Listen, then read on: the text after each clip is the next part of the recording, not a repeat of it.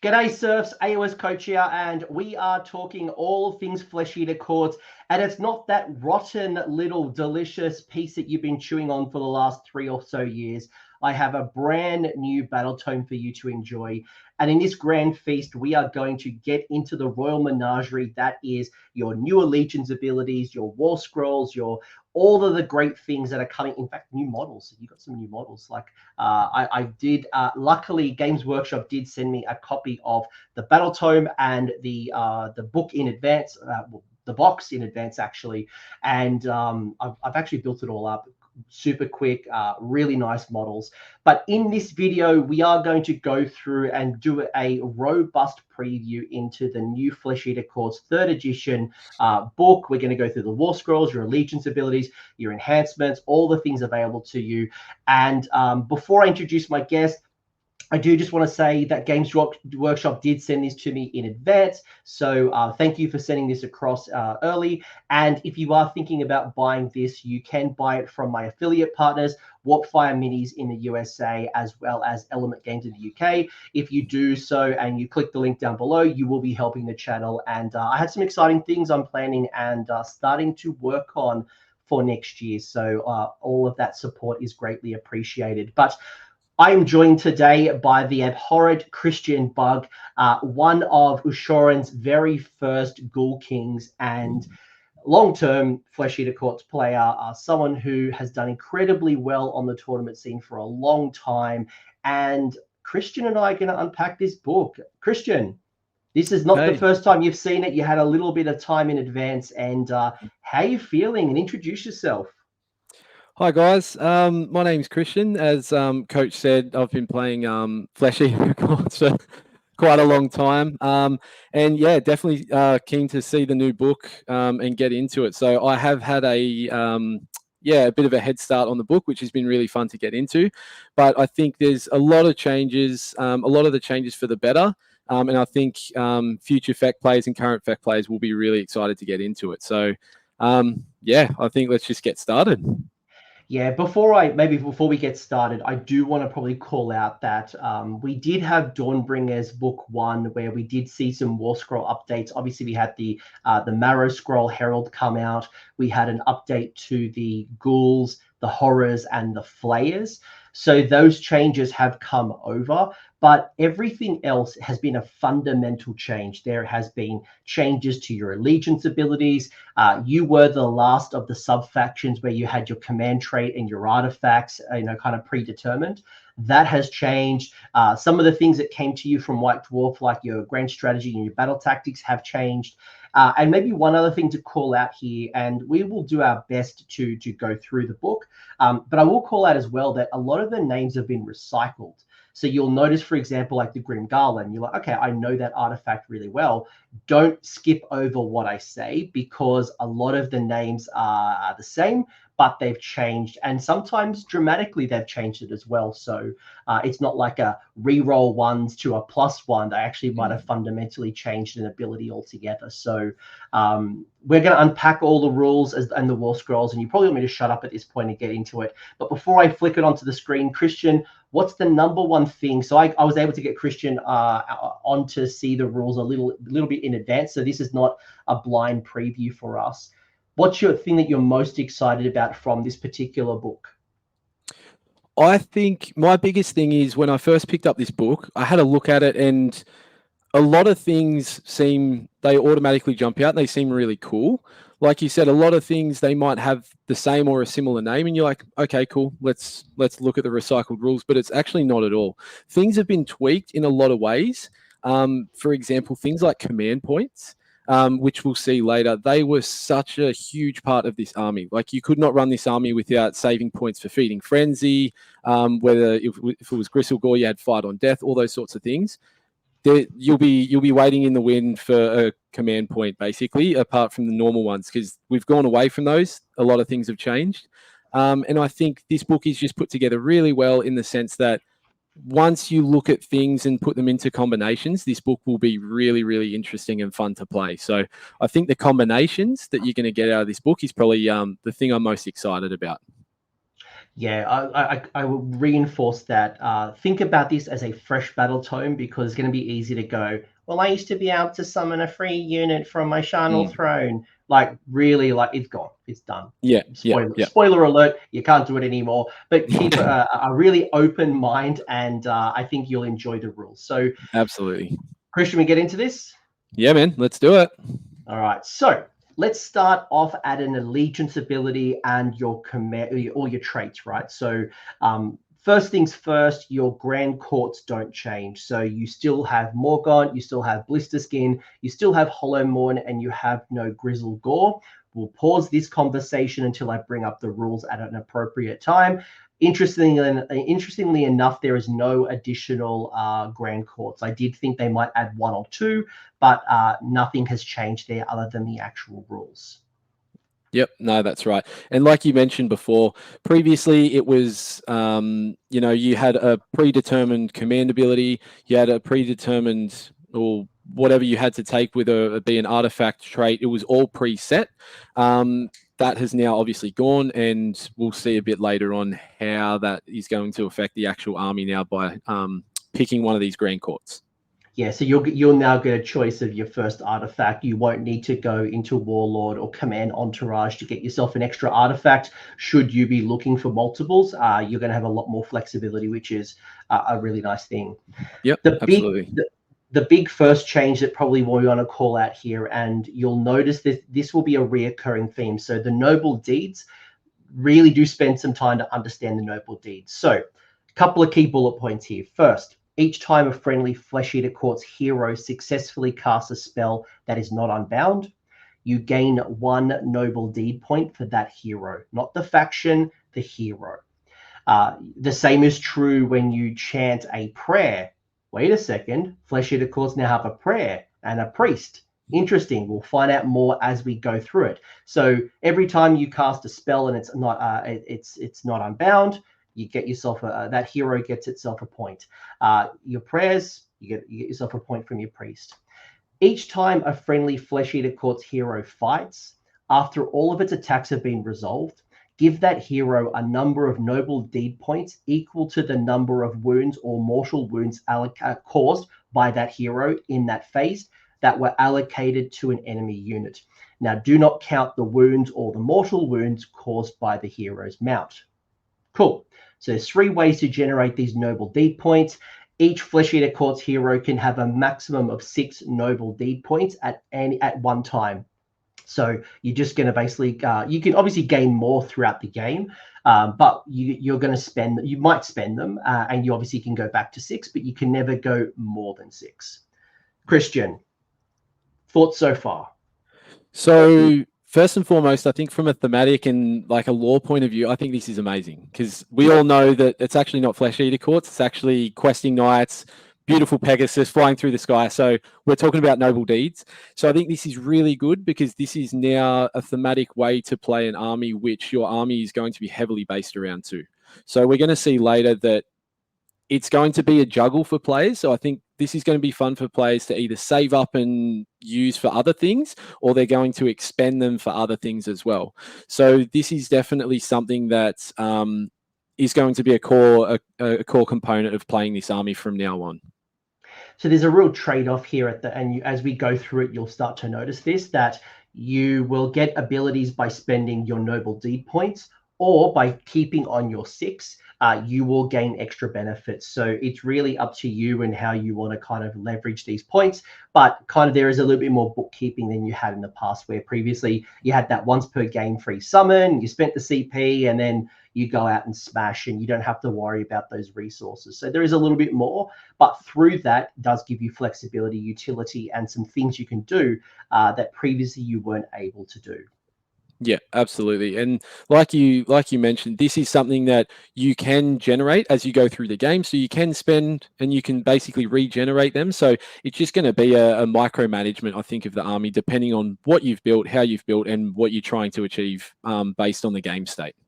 Just get yourself some funny colored D6 or D8s or some type of other type of dice.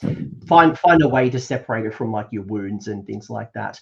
Maybe one call out I'll just quickly make, just for anyone who doesn't connect the dots, is it is only for the hero, not the mount. So if you have a Ghoul King on a Terrorgheist, for example, only the attacks that are coming from the Ghoul King are going to generate you the noble D points, not the Terrorgheist, the Zombie Dragon, or any other type of mount.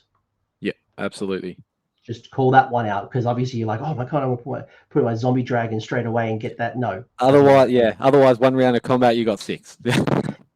So you're probably wondering, Coach, what on earth can I do with these noble D points? Well, I'm glad you asked, Christian. So first off, you have Feeding Frenzy. Now you get to add 1 to the attack characteristic of melee weapons used by friendly Flesh-Eater Courts units while they're wholly within 12 inches of any friendly heroes that have 6 noble D points. So get yourself 6, whether it's through casting spells, attacking, chanting prayers. You get yourself up to 6.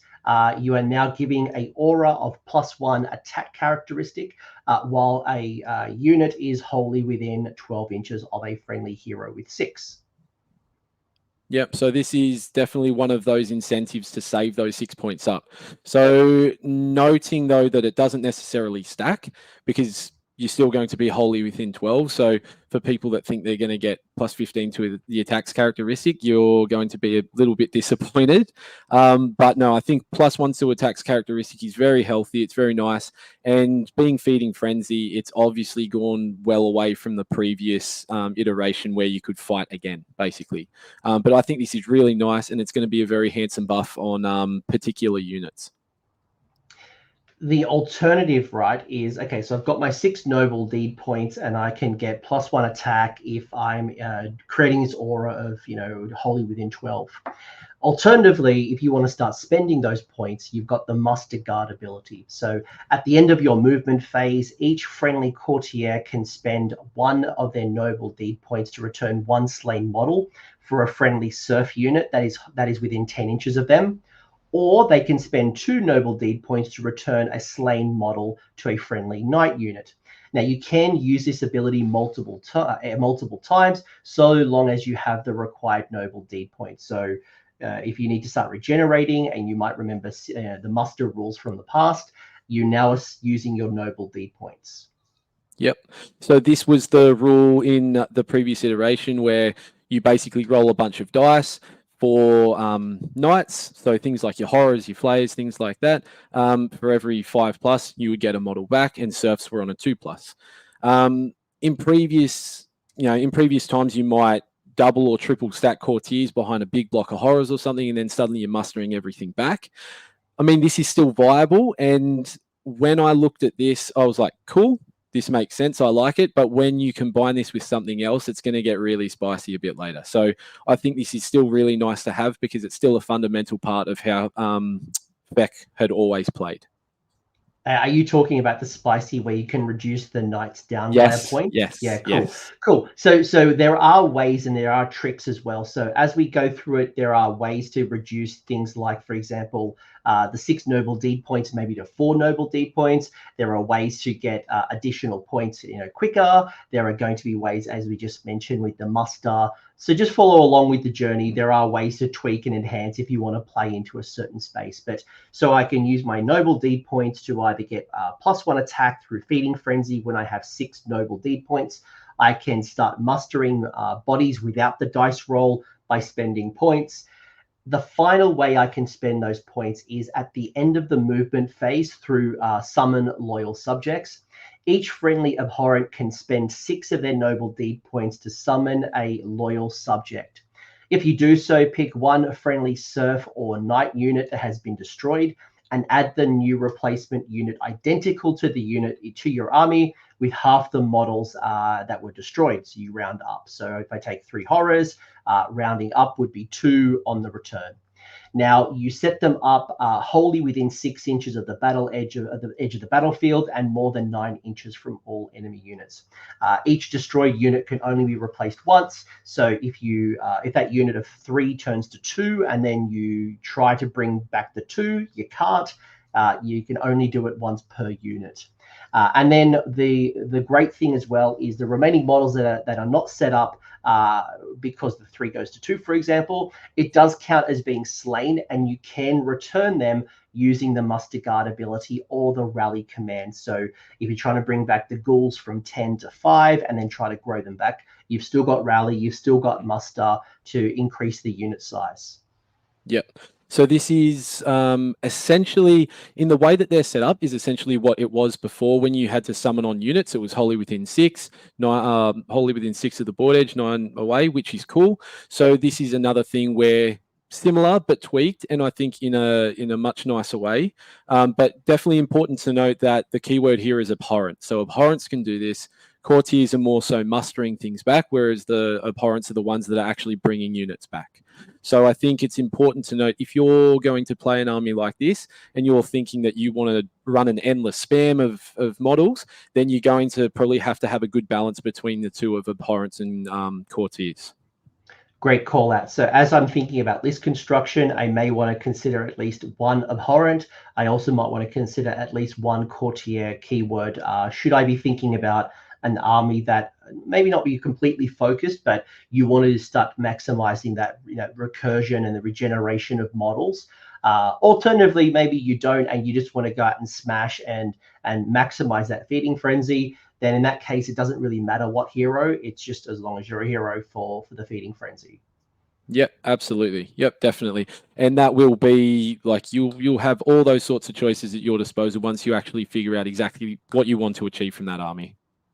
So Christian, with the 3 concepts in mind, whether it's feeding frenzy, muster guard, or summon loyal subjects, when you look at those rules, are you thinking about keeping yourself maximum at that +1 attacks through the heroes, and you just want to get feeding frenzy as quick as possible?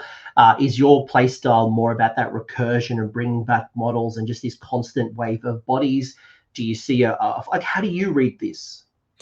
So where I'm at, I always go off my very first thoughts, and whatever stands out to me is generally what I like to go with. So I think despite whatever your army is, I think you're going to have to find a balance between the two, because it's nice to have +2 attacks, but it's also nice to get bodies back. So I think things like getting bodies back will always be around having big blocks, whether it's ghouls, whether it's horrors, flayers, whatever you might want to use. But there's nothing better than running a 9 block of horrors or something and then just getting half the wiped unit back. Like, it's just fantastic to actually get.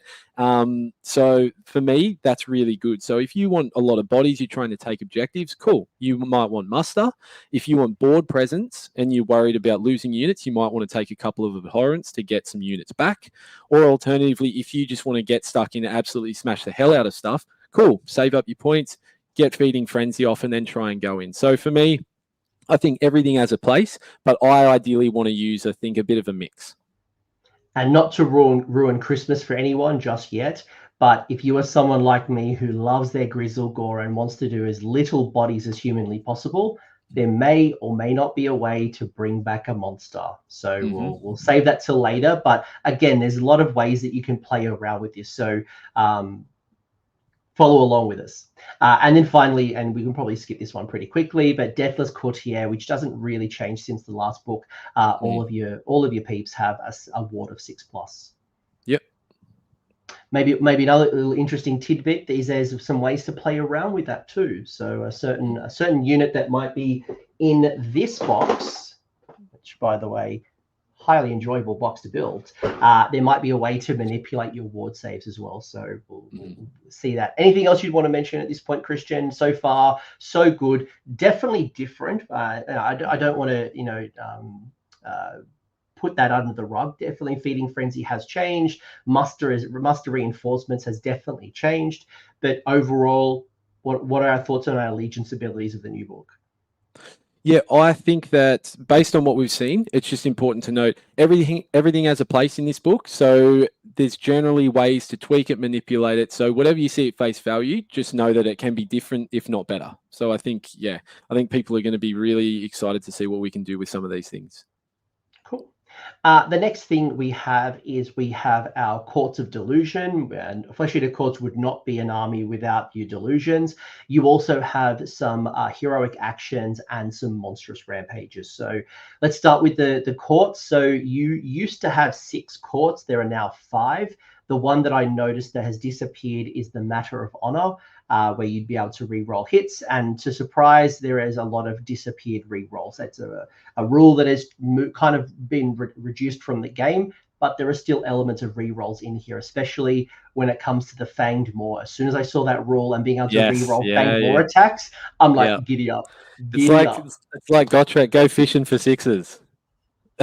So good. Again, my Grizzlegore heart. I'm an OG. I'm an OG Royal Menagerie first edition player. Where I love it. I love the Monster Mash. So you're at the start of the first battle round after players have received their starting command points, but before the start of the first turn, you can pick one of the following delusions to apply to your army. So the Royal Hunt gives you +1 to wound rolls for attacks made by Flesh Eater Courts units that target a monster. Crusading Army gives you +1 to run rolls and charge rolls for friendly Flesh Eater Courts units. Defenders of the Realm gives you +1 to your save rolls for friendly Flesh Eater Courts units while they are contesting objectives that you control. The Grand Tournament adds +1 to your hit rolls for attacks made by friendly Flesh Eater Courts units that are not general if they made a charge move in the same turn. And then finally, Feast Day.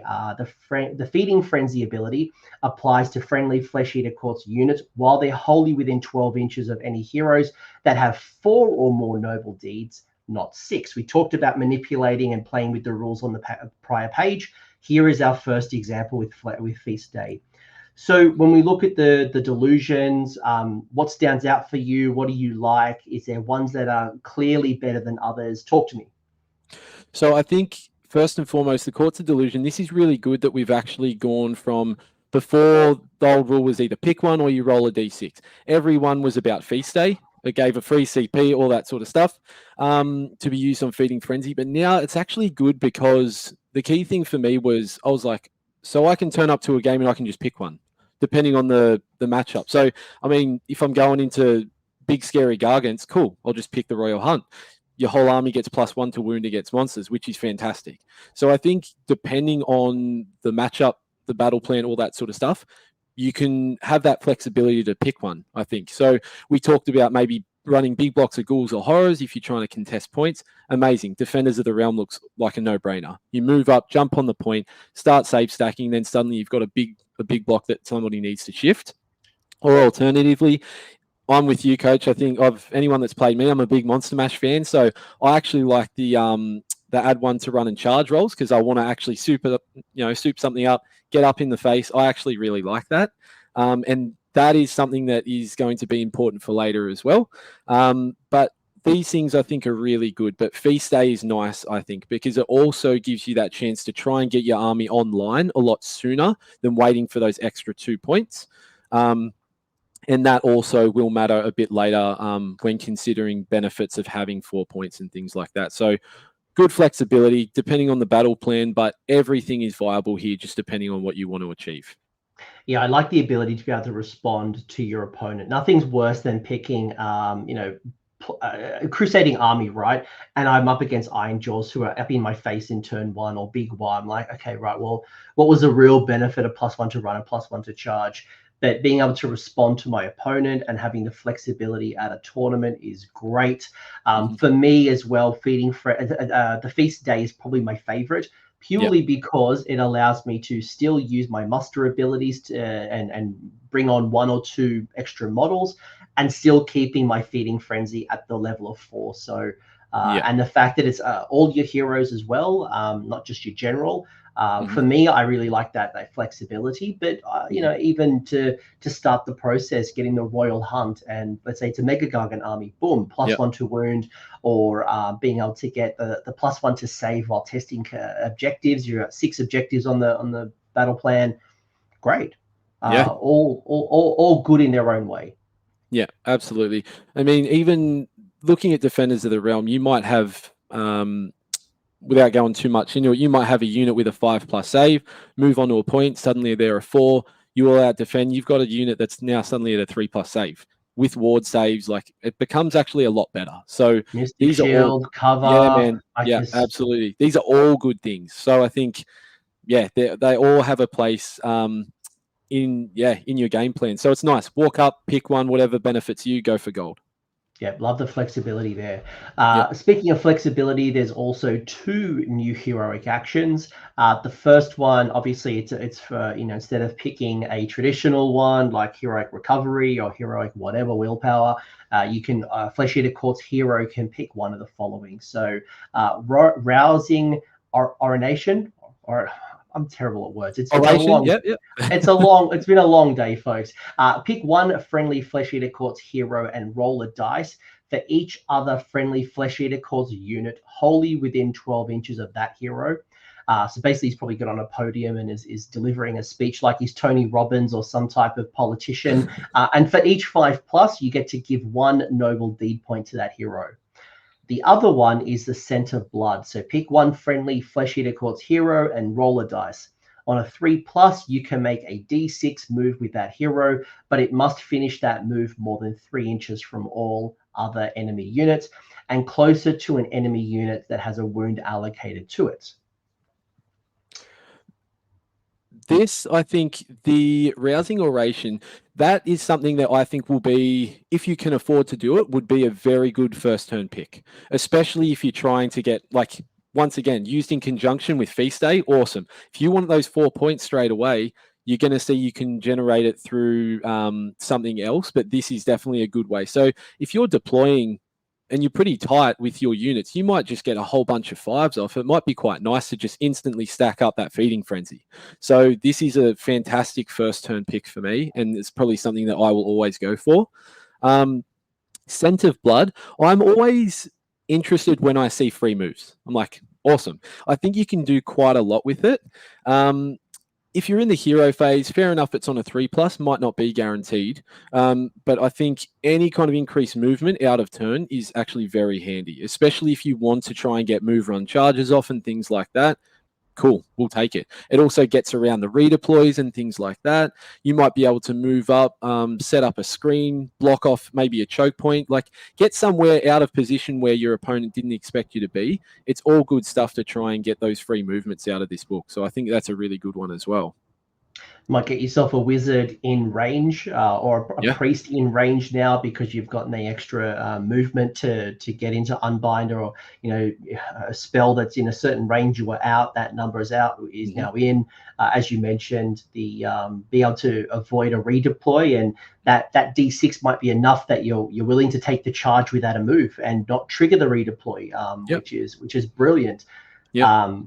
Which is horrendous when you're versing Iron Jaws. It's really frustrating when they get that move and you're like, so I can't redeploy? No, I can't. This is really good for that, yeah. Yeah, I really like it. And I think to your point as well, the big inspiring speech, turn 1, set them up in deployment, really try to get as many heroes in that 12-inch bubble as possible, and you're starting yourself, because you don't need that many CP in turn 1, let's be honest. And it's worth the risk to take that heroic action to get yourself some extra noble D points, especially if you go Feast Day. But even if you don't, to get the difference up to 6, just to get it faster up to 6, you add then a cast or 2, and all of a sudden you might be at 3 before even getting into combat. So a nice way to start the momentum for me. But you're right, like the Scent of Blood, good, but it is a heroic action that'll happen on a 3+. So chance to fail, but I think moving outside of the movement phase is worth the risk. Absolutely. The other thing as well to call out is we have 2 monstrous rampages. So this is available to your Terrorgheist and your Zombie Dragons, both keyworded. So you obviously your Ghoul King and your regular versions. Do whatever you want. There are 2 of them. So the first one is Delectable Appetizer. Pick one enemy unit that has a wound characteristic of 2 or less and is within 3 inches of this unit and roll a dice. On a 3+, that enemy unit suffers D3 mortal wounds. Then, for each mortal wound that was caused to that enemy unit and was not negated, the unit heals a wound. The other one is Blood Curdling Shriek. Pick one enemy unit within 3 inches of this unit and roll a dice. On a 3+, subtract 2 from the bravery characteristic of that enemy unit until the end of the turn. So we obviously have Roar, Stomp, Titanic Duel, and all the others available to us. How do these two stack up compared to our traditional monstrous rampages? So because I am so inclined towards monsters, these are definitely something I'm going to use. I think the delectable appetizers, it's just a better stomp, albeit it's on a 3+. But for every wound that you're causing, you're trying to heal back. So that's definitely something that is important if you want to keep those monsters alive as well.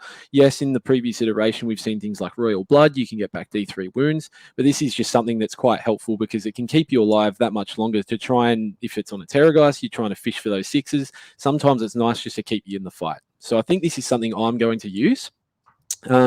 Alternatively, the Shriek, at face value, I've never really lent into bravery things unless I was looking at things like Flayers, Terrorgheist, rolling for those mortal wounds. But I mean, 2 to bravery characteristics, it's on a 3+, so not guaranteed, but 2 from a bravery characteristic is quite good. Now, if we use this in conjunction with something else to stack into minus bravery, yeah. So we're going to see the Grim Garland is something that previously was 2 to neg bravery. It's now a 1. So if you use this in conjunction with the Grim Garland, which happens to go to 3, if we drop in a zombie dragon, which now does not allow inspiring presence near it, this is going to be huge. You will absolutely delete screens, big blocks of chaff, like hordes of gobos, whatever it might be. This will actually pay dividends. So I think if we're minusing 3 to bravery and you're just wiping out bodies, it's just going to help clear the rest of the unit. So this is going to be fantastic. So another thing, looks okay at face value, no worries, but then used in conjunction with other rules, I think this is just going to absolutely, it's going to be hot for certain armies for sure. Skaven, gobos, whatever has low bravery anyway. And you still, by the way, have Royal Blood as well. So there's other ways to heal, and it might allow you to do the rousing orination because you don't need the heroic recovery. Because you might be able to use the heal from Delectable Appetizer. You got Royal Blood, or it's just keeping you fighting on the highest brackets. You might take some damage from an Unleash Hell. It'll, again, you can heal and come back to life, and then, as you said, combine it nicely with things like there's actually some other ways to like increase the Royal Blood. So again, a lot of great ways to play around with it. I think both of them are fun, but they're not always valuable. You go up against a bravery of 8 or a 10. Not so valuable, but making some chaos or some undead runaway is pretty fun, right? Yeah, absolutely. I mean, there's a few armies out there with high bravery, but I mean, this is something that you have in your toolkit now. So you can choose it, you can run with it, and it might pay dividends. If not, fine. You can go with a Roar, with whatever it might be, Titanic Duel if you're fighting another monster, but it's at least in your repertoire, so you've got something to use now. Yeah, more options is great, and I'm a fan of it. They both work. It'll just be picking the right monstrous rampage at the right time. Roar and Stomp are still fantastic. Titanic Duel still fantastic. Pick what works for you. Absolutely, and like we said, this is just going to be it's just going to be fantastic when used in conjunction with a zombie dragon and things like that. So yeah, definitely. Yeah. So once we get to the warscrolls, you'll start to see what Christian's kind of unfolding, and there's so many ways to play around with different rules. So whatever kind of stands out for you. So we've already mentioned that the command traits, the artifacts, and all of the things that you used to have to be locked into a sub-faction is no longer locked in. So you are free to choose your command trait. You are free to choose your artifact or artifacts if you take battalions. So your enhancements, your command traits, you have 3 for your Abhorrant generals and 3 for your Courtier generals. So you have shadowy, what's that say? Obscure, I can't pronounce that. Obfuscation. That's what I said. Like it must have translated through. No, I heard it. Yep. through the internet. So this general is not visible to enemy models that are more than 12 inches away from them. By the way, these are the abhorrent ones. So for anyone who's listening to via the podcast and you don't have the visuals, I highly recommend you come onto YouTube and see the visuals. But if you happen to not be able to do so, so you can make your general not visible for enemy models more than 12 inches away. Feverish Scholar, you add +1 to your casting rolls, dispelling rolls, and unbinding rolls for the general. And if the general has 6 noble deed points, you add 2 to the casting, dispelling, and unbinding roll instead of 1 for that general. Finally, Master of the Menageries. When using the Summon Royal Subjects battle trait, you can pick one friendly Flesh Eater Court's monster that is not a hero that has been destroyed instead of setting up a Serfs or a Knights. Set up that unit as replaced as described as per the battle trait. So 6 inches from a battle edge, 9 inches away from all enemy units, and allocate 6 wounds to that monster that can't be negated. So they're basically coming in with not completely healed, but they've got a couple of wounds left. Alternatively, if you're choosing a Courtier general, you have Stronger in Madness, so you add 2 to the general's wound characteristic. And if the general has 6 noble deed points, their ward will be a 5+, which is quite nice. Cruel Taskmaster for the Courtier. If your general uses the Muster Guard ability to return models to the unit, reduce the number of deed points costing for the return by 1. If the model was already counting as 1, it would make you get 2 models for the price of 1. So basically, I bring back a Serf, 2 of my Ghouls for the 1 deed point, or my Knights, like my Flayers and my Horrors, would come for 1 point rather than 2 points. The last one is your Savage Beyond Reason. If the unmodified hit roll for an attack made with a melee weapon by this general is a 6, that attack scores 2 hits on the target instead of 1. If the general has 6 noble deed points, that attack scores 3 hits instead of 2. So, what do you like? What stands out to you at this point? So I think when I seen this, I was actually excited for the fact that it's less convoluted. You were just so inundated with choices, whether it was command traits, artifacts, things like that. They're much simpler, and I think everything has a place. First and foremost, I think the first one not being visible to an enemy model, awesome, it helps with shooting, but it's also spells, right? So if you don't want your general to be taken out early, if you so happen to lean into, spellcasting savant, or whether, is something else, this is a really good protection trait. So that in itself is nice. Hey, Seraphon, your Lord Croak trying to ping me off with mortal wounds. You can't see me. You can't be picked as a target. Obviously, area of effect damage will still hit you, but it can't be chosen. So I really like that one. May not be my favorite choice, but it's got some viability there. Yeah, definitely. So not my favorite choice, but I thought that was actually really nice and handy. The one that stand out to me, I'm just going to jump straight to it, is Cruel Taskmaster. When I seen that to me is so hot. I just think that if you've got 6 deed points, you're bringing back 6 Knights. That's incredible. Like, that is so good.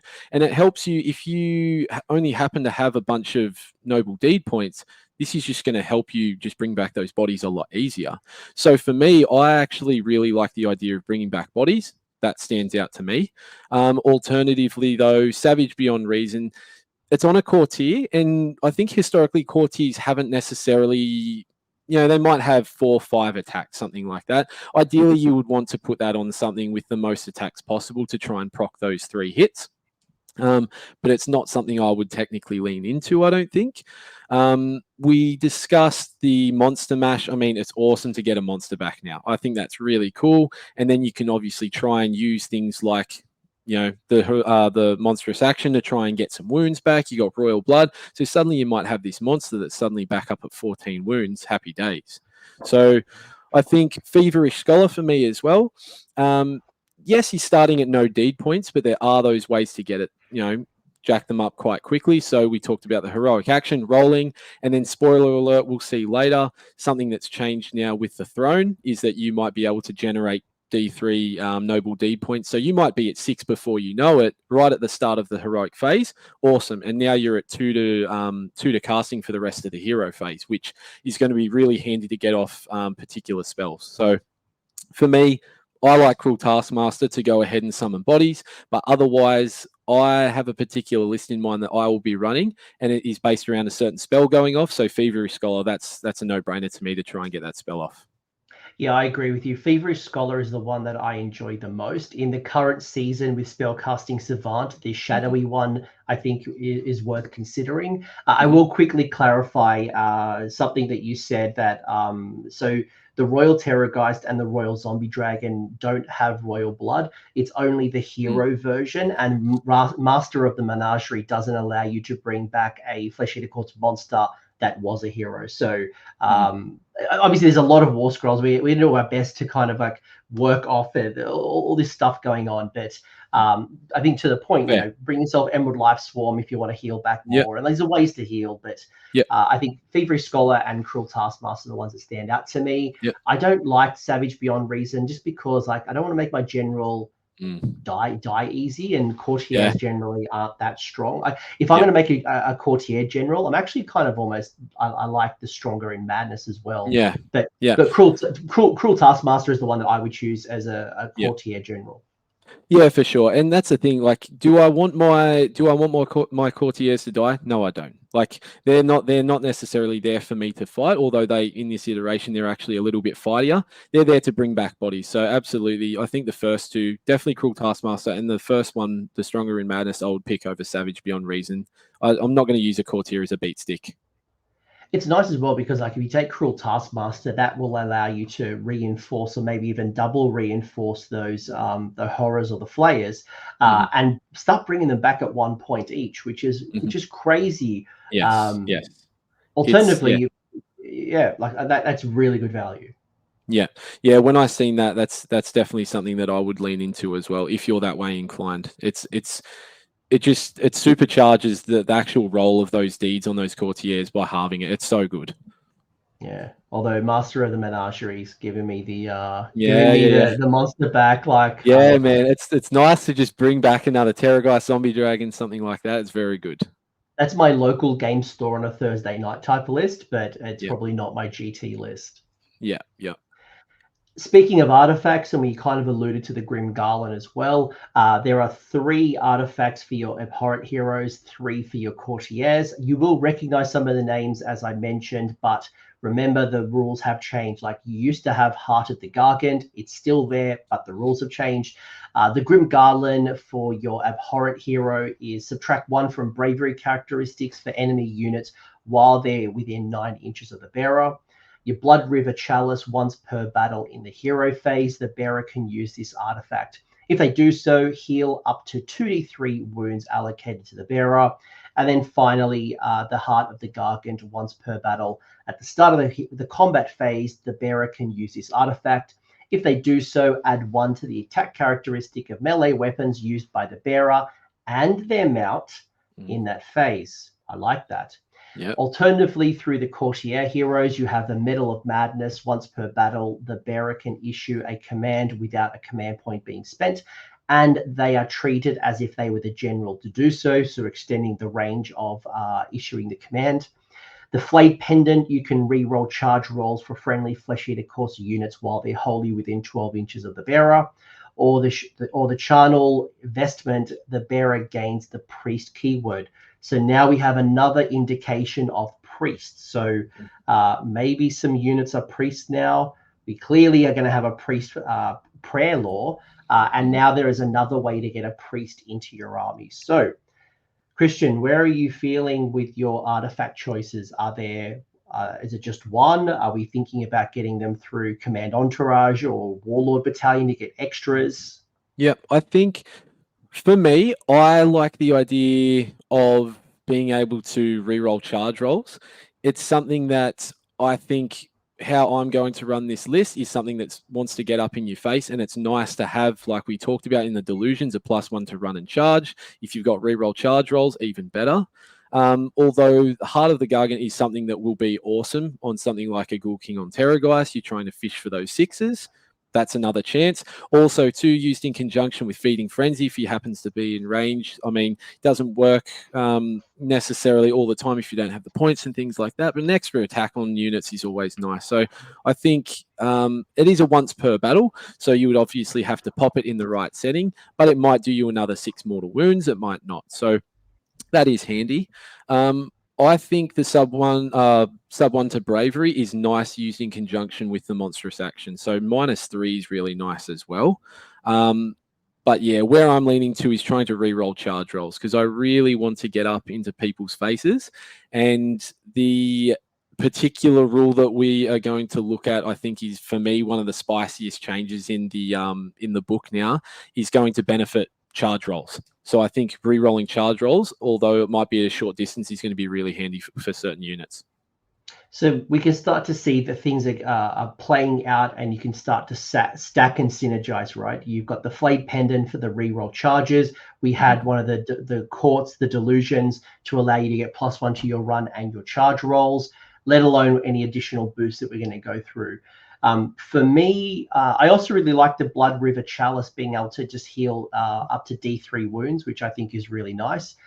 In addition, I could be using that with my Royal Blood, so I could go from almost dead to almost healed kind of immediately. Heart of the Gargant, if you are really trying to hit an opponent and hit them opponent hard, is one that I really enjoy as well. And a bit of a spoiler here is the Ghoul King on Terrorgeist's signature spell allows you to re-roll your Fanged Maw attack, so you get +1 attack, and you can re-roll the Fanged Maw attack, so you have 4 attacks, fishing for 6s. That could be a really spicy once per battle. Just delete whatever it's into, right? Let alone you add, let alone you add, one of the monster or one of the other abilities getting, +1 to wound against monsters or something else. Brutal. Yeah, there's definitely ways to still it's like the old way, turbocharge a unit, send it in, fight again, whatever, try and delete things and trade up. This is definitely a way you can do that, like we talked about with Feeding Frenzy, getting pluses to wound, things like that. It's there's definitely ways to still spice things up and get them to do work. I think we call that as well in the monstrous rampages, the Terrorgheist, for example. So you get yourself a Ghoul King on Terrorgheist, subtract 2 to bravery through the monstrous rampage, add an extra 1 through the Grim Garland. The zombie dragons can stop you from receiving inspiring presence. -3 to bravery, let alone the damage that comes out. A unit can, unless you've got the Triumph to stop you from taking battle shock, that could be a unit running away. Yeah, absolutely. Yeah, like we said, you might find that your big block of Mortach Guard or something, for example, awesome, bravery, bravery 10, whatever it might be, they ignore battle shock tests and all that sort of stuff. But this is just something that's just going to help clear just big blocks of things. I think it's just going to be, really valuable. I find it funny that, in one sentence, I've been able to talk about the Ghoul King on Terrorgeist, but also the Ghoul King on Zombie Dragon. So regardless of whatever one you choose, there's already something here that kind of plays in your favor, and other rules are complementing what you want to do. So it's important to note too. I mean, the Grim Garland, like a range of 9, also minusing to bravery, it's quite far. I think the Grim Garland used to be something like -2 to bravery, but 3-inch range or something like that. Like -9 is nothing to sniff at either, especially if you're also trying to shoot units behind screens, things like that. Like you're going to affect, quite a few units within a pretty big range. So I think it's pretty nice. The Charnel investments is something I'll get you to pause on, because you haven't seen the priest lore yet, so we don't know the value of priests. So we know that universally you obviously have the Arcane Bolt Mystic Shield equivalent is a priest 48 range mortal wound little sniper. You also have your 6-up ward, which is clearly not valuable to you. You've got Curse, you've got Bless as well. So there's a couple of universal ones you can choose, but we'll see what else you get. Could be spicy. Speaking of the spice, you have your spell lore and your prayer lore. So you got 3 spells. You have Miasmal Shroud, you have Deranged Transformation, and Crimson Victuals. So this is story time with Coach. All right, so Miasmal Shroud, you probably go to the toilet at this point. So Miasmal Shroud, casting value of 6, range of 18. If successfully cast, pick one enemy unit within range and visible to the caster, and roll 6 dice. So this might seem familiar to the previous version of Miasmal Shroud, but it is different. I think you only used to roll 3 dice before. So now it's 6, but the benefits are going to change. So roll 6 dice. If 2 or more of the dice share the same value, so I roll double 6, double 3, whatever, that unit suffers 1 mortal wound. If 3 or more of the dice share the same value, subtract 1 from hit rolls and attacks. Subtract 1 from hit rolls for attacks made by that unit until their next hero phase, in addition to the previous effect. If 4 or more of the dice share the same value, subtract 1 from the wound roll for attacks made by that unit until your next hero phase, in addition to the other 2 benefits. Now, should you roll a casting roll of 10 or more, you roll 8 dice instead of 6. Notice that it doesn't say unmodified, it just says casting roll. So your pluses to casting, we just talked about the +1 or +2 depending on your noble deed points, or obviously primal magic dice right now. And each effect can only be triggered once, even if there are more than 1 set of dice on the same value. Might pause for a second because of the wording. Like, let's actually go through spell by spell. Thoughts on Miasmal Shroud? So this was one that was, I mean, the spell lore for Flesh Eater Courts, it was always one of those things like, was it just because it was an older book, it didn't have the unmodified casting roll? And here we are back again with just casting roll. So especially in this meta, this General's Handbook, I mean, you know, we're using extra dice to cast. This is going to be awesome. Like, I think this lore, we won't see it in a better position again. That is to say that we can just plus dice to it and try and get those bonus effects off, which is really nice. So for people that want to lean into the Lore of Madness, this is a really good time to do it. In the previous iteration of this, it was a bit janky. It was like if you roll a triple or something, you're -1 to hit and wound. And I mean, what are the chances of that? Like, that's going to be very hard. This in itself is going to be a lot more achievable. And it's, I mean, if things go your way, it's a fantastic spell. I mean, you're going to -1 to hit, -1 to wound, 1 cheeky mortal wound, but it's going to be great if things work out your way. Unmodified, or the casting roll going above a 10, then you get extra dice to roll it. So that's obviously going to increase your chance to get it off. I think this is probably something that definitely has value. I think it's going to be a bit of a feels bad if you're banking on trying to get it off. If you really want to try and get those effects off and you're trying to bank on that actually going off to achieve what you want to achieve, it's definitely going to be a feels bad to not get it. Having said that, huge potential for it. So if you've got nothing else, absolutely, I think it's a great spell if it goes off.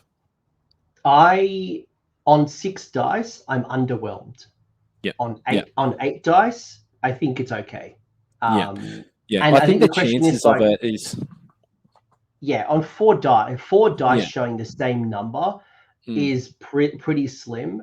Yeah. So, and like, do I want to spend a primal dice even in this season to get that off? Yeah. No. And the thing with Flesh Eater Courts, I think it's always been, for me at least, you don't have a lot of casting attempts. So you might have an Abhorrant Archregent who's 2 and 2. You know, you might have other people, and most other people in it are, 1 and 1. So, and there's really good things that you need to get off. Even Mystic Shield.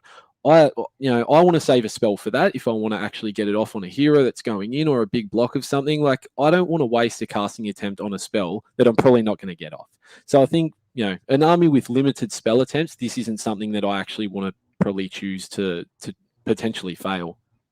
And the Warscroll spells, I actually think they're quite nice. So again, like priority wise, like, it's an interesting rule.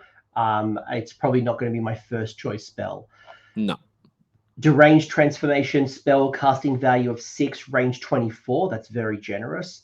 If successfully cast, pick 1 friendly Flesh Eater Courts unit wholly within range and visible to the caster that has a wounds characteristic of 7 or less. Until your next hero phase, add 2 to that unit's movement characteristic and add 1 to the wound rolls for attacks made by that unit. If the casting roll is 10 or more, you can pick up to 3 different units to be affected by the spell. Now, this is much more valuable to me. This definitely deserves the primal dice over Miasmal Shroud. What are your thoughts? Yeah, absolutely. I'd agree. This spell used to be you potentially +6 to a movement. So what you've lost in movement, you're also adding one to roll to wound rolls, and we know that anything adding to wound rolls is phenomenal. It's fantastic. So I think this, looking at used in conjunction with add one to run and charge rolls, we can also now move, run, charge in this book. So this is fantastic. I would absolutely invest a casting roll into this. And like you said, same again, it's just the casting roll. So I'd be more than happy to put a primal into that to try and choose 3 units. So if you've got 3 big monsters I want to up in somebody's face, well, suddenly you're starting to wound on 2s with a lot of big hits in monsters. Awesome. Like, this is, fantastic spell. I would choose this any day of the week. Yeah, it is a good spell. Crimson Victuals is a spell with a casting value of 6 and a range of 18. If successfully cast, pick one enemy unit. No, it's not this one. Sorry, there's one particular spell. It's on Ushoran that as soon as I saw it, I lost my mind.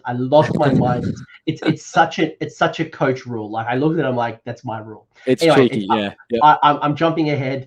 Let's talk about Crimson Victuals. So anyway, casting value 6, range 18. Pick one enemy unit within range that is visible to the caster, and one friendly Flesh Eater Quartz unit that has a wounds characteristic of 1 and is within 6 inches of an enemy unit. So what? Your ghouls and your Beastflayers, right? Like not the heroes, but the anyway. Royal Beastflayers and Cryptguard too. Cryptguard, the new ones. Yep. Of course, you Cryptguard. Anyway, that enemy unit suffers D3 mortal wounds. Then, for each mortal wound that was allocated to that unit and was not negated, you can return 1 slain model to that friendly unit.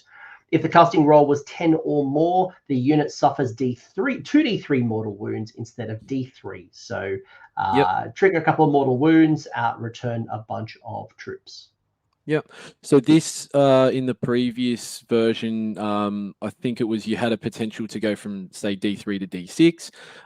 This is great, I guess, for people that want to lean into ghouls and they want to start returning as many as possible. I mean, you could get 2 at a minimum. You could get 6 if it goes off on a 10 or more. So depending on what you want to invest in, this is a good spell for that. I'm not necessarily leaning into ghouls and things. So for me, I won't be picking this, but it has viability if you're running a lot of single wound models and things like that. So just depends on how you're inclined, but not for me personally, because I'm going to be running monsters. If you were running your ghouls, as you mentioned, it might save you from spending your noble deed points to muster. And also, because you're in combat, it may allow you to essentially rally without rallying, right? You obviously wouldn't be able to rally in combat. This allows you to start regenerating when you are in combat. And who wants to, 2d3 mortal wounds? I like that it's 2d3 as opposed to d6, because nothing's worse than rolling a 1 on a d6. At least you know you're going to get a minimum of 2. Of course, yeah. And I think when we see it, from my perspective, the new Cryptguard are great because they have the potential with big range. You can start to stack up attacks. 1, 2, 3, even 4 models, they're actually going to make a big impact. So I think the more models you get back to units like that, it's not just a simple couple of models back. They've actually got a lot of damage potential. So this is going to be handy for big blocks of things like that. Yeah, I think Cryptguard are going to be popular. I think everyone's going to run probably 10 at minimum. I think everyone's going to run at least 10. I can see people building into them a bit more, and they are battle line in Hallowmorn. I think correct. We'll get to it later, but I think they are a battle line option. Yeah. So, of the 3, if you were going to rank them favorite to least favorite, how would you rank the 3 spells? Deranged Transformation first, Crimson Victual second, Miasmal Shroud third. That's definitely the order that I would pick. I'm going Deranged Transformation first, and then depending on how I build my army, it'll either be Miasmal Shroud or Crimson, depending on if I'm running a lot of ghouls. But as you just pointed out as well, Cryptguard will benefit from the Crimson Victual. So absolutely, yeah, I think Miasmal is just too swingy for me, and I'm a destruction. It's too hard. Yeah, I'm a destruction player, and just swinginess is my game. And this is still too swingy. Yeah. I think, like I said, for me, I've only got a certain amount of casts that I want to do, and there's just too many good spells, I think, or too many things I'd rather choose over it, especially if you're going to invest time, it fails, then you're just standing there and you're down a spell. So, yeah. All right, now let's get into prayers. So we know that with this priests, we know that we can take a command trait to make someone a priest. Maybe there's some war scrolls that already are priests. Maybe there's a sub faction that makes more priests. Who knows? We'll see. Anyway, there are 3 prayers to choose from the prayer lore. First is bless this meal. It's a prayer that has an answer value of 3 and a range of 18. If answered, pick 1 enemy unit within range and visible to the chanter. Each time a model from that enemy unit is slain, you can heal 1 wound allocated to 1 friendly Flesh Eater Courts unit that is within 6 inches of that enemy unit. This is something that's, I think, going to be very, very handy in something like a big monster. So if you note that it actually says each time a enemy model is slain, so that's just not in the combat phase, that's also potentially shooting phase as well. That's also things like stomping and all those sorts of things. So I think for me, if I'm thinking about, let's say I put it on a zombie dragon, I want to move up, clear up a screen, I can just shoot a whole bunch of screens off the board, and then suddenly I've got a whole bunch of wounds back. So I think this is going to be very, very handy, especially when targeting just, you know, low wound models and things like that. It's definitely very, it's a very cheeky way to try and get back wounds. So I actually love this. I thought this was a great prayer when I first seen it. It's also good for your flayers and your horrors as well, right? So like they're multi-wound models. It's obviously not going to regenerate a model from a ghoul or a cryptguard, but it certainly will keep your horrors and your flayers as close to healed as possible. So and range of 18 and not necessarily wholly within is nice too. I mean, 18 is a pretty generous range for a prayer. So I think that's really good. You can try and keep your new priest back, and then just try and get those important prayers off. I think 18-inch range is decent too. Actually, that's a really good call out. Very good. The ranges of 18 are quite generous for prayers. So like you look at Curse, for example, Curses are 9. A lot of them are like 12. So good call and out. cast on a 3 too. 3's decent. It's a lot better than a 4. I mean, technically a 4+ is not a 50-50. I think anyone that's been stuck rolling 4+, if you're rolling 4+, it can be a little bit hard at times. So I think 3's a really good casting value as well. Statistically 66% chance, or a 2 in 3 chance of passing. The second one is the Summer King's Favor, a prayer with an answer value of 3 and a range of 18. If answered, pick 1 friendly Flesh Eater Courts hero that is wholly within range and visible to the chanter. Until your next hero phase, that hero gains 1 additional noble deed point each time they slay an enemy model. Yeah, I love this. I think when I first seen this, Summer King's Favor and Bless This Meal, I think if you are able to get that off, that is something, it's so easy to just generate those 6 deeds straight away. So I think, let's say you had the ability to deep strike a zombie dragon, you could potentially, well, if it was up in the sky, you can't, but if you were to move, run, charge, or potentially get up in the face, you could actually try and clear screens, get your 6 points, and then suddenly you've got Feeding Frenzy around you. So I think this is just a really, really nice, thing that I'll be using as well. So we talked about before, using those heroic actions, using the throne to try and generate 6 deed points on someone. This is just a super easy way if you have a decent amount of damage output on just low wound models. That's instantly your 6 right there. So I think this is a really good one as well. Yeah, I actually really like this on something like your Ghoul King or even your Archregent. And when we get to those War Scrolls, it'll make more sense. But this, to me, starts to look like Smashbat. The get in there, sacrifice the 100 to 120 point idiot. Maybe Varghulf, just get them in there, slap, generate a bunch of extra damage because you hopefully got Defeating Frenzy. Maybe you've done an amazing rousing cry at the start of turn 1 and got yourself some extra points. You go in there and create that bubble of Feeding Frenzy quite early, and there might be some ways to trigger some fight first shenanigans as well as we get to the War Scroll. So Yep, definitely. And I think the previous rules, when we looked at flays and things like that, it's still FAQ'd that you can necessarily pick up a certain model, fly, and that model can move after. So I think when I first seen things like those rules come out, if you've got a jacked up, like you were just talking, like a Smashbat potential, like a jacked up Courtier or whatever it might be with a certain amount of wounds, it's a good way to get in really quick and do some damage. So, like, to ruin Christmas for you, the Ghoul King's spell, the Abhorrent Ghoul King on foot, its spell is a 3d6 charge.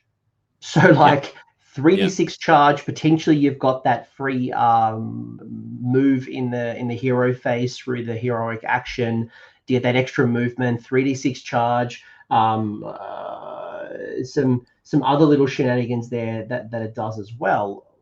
Yeah, it's still such a fast army. It's a really, really quick army, and that's what they do the best. And similar, like Daughters of Cain want to get up there and just fight the hell out of something and wipe it. This is such a good army for that, but they just have that increased mobility. There's ways to just drop down in people's faces, get better charges off, get better runs off, whatever it might be. It still just leans into classic Flesh Eater courts, but now you've got more tools to do it. The final prayer is Charnel Conviction, prayer with an answer value of 3 and a range of 18. If answered, pick one friendly Flesh Eater Courts unit that is wholly within range and visible to the chanter. That unit has a ward of 5+ until your next hero phase. So we go from Deathless Courtiers being 6. We've now got a ward of 5+. Yeah, fantastic. Like any increased ward, especially like if you verse Magickin, it's horrendous to see somebody just keep rolling 5s. This is a great prayer that you want to put on anything, whether it's a big lord, whether it's a big block of ghouls, horrors, flayers, whatever it might be. This is obviously a fantastic prayer. So no one's gonna turn down a 5+ ward, I think, in this game. And then another spoiler, your Cryptguard are going to be able to add +1 to ward rolls for friendly Flesh Eater Courts hero within 3 inches of them. So now we can turn one of these heroes to have a ward of a 4-up. Yeah. So much stacks in this book. It's really good. So like we said, at face value, yeah, it's awesome, but it can just get so much better. And like I think we touched on before the actual pod, like what we see here that might not necessarily be taken, at first pick, we might end up seeing a whole lot more as the meta changes. So yeah, I think these prayers are, they're all viable, and it's definitely something that I want to be using. I actually prefer the prayers to the actual lore. If I had to pick, I really like the prayers. How are you ranking them? What's the best one, and then what's your least favorite?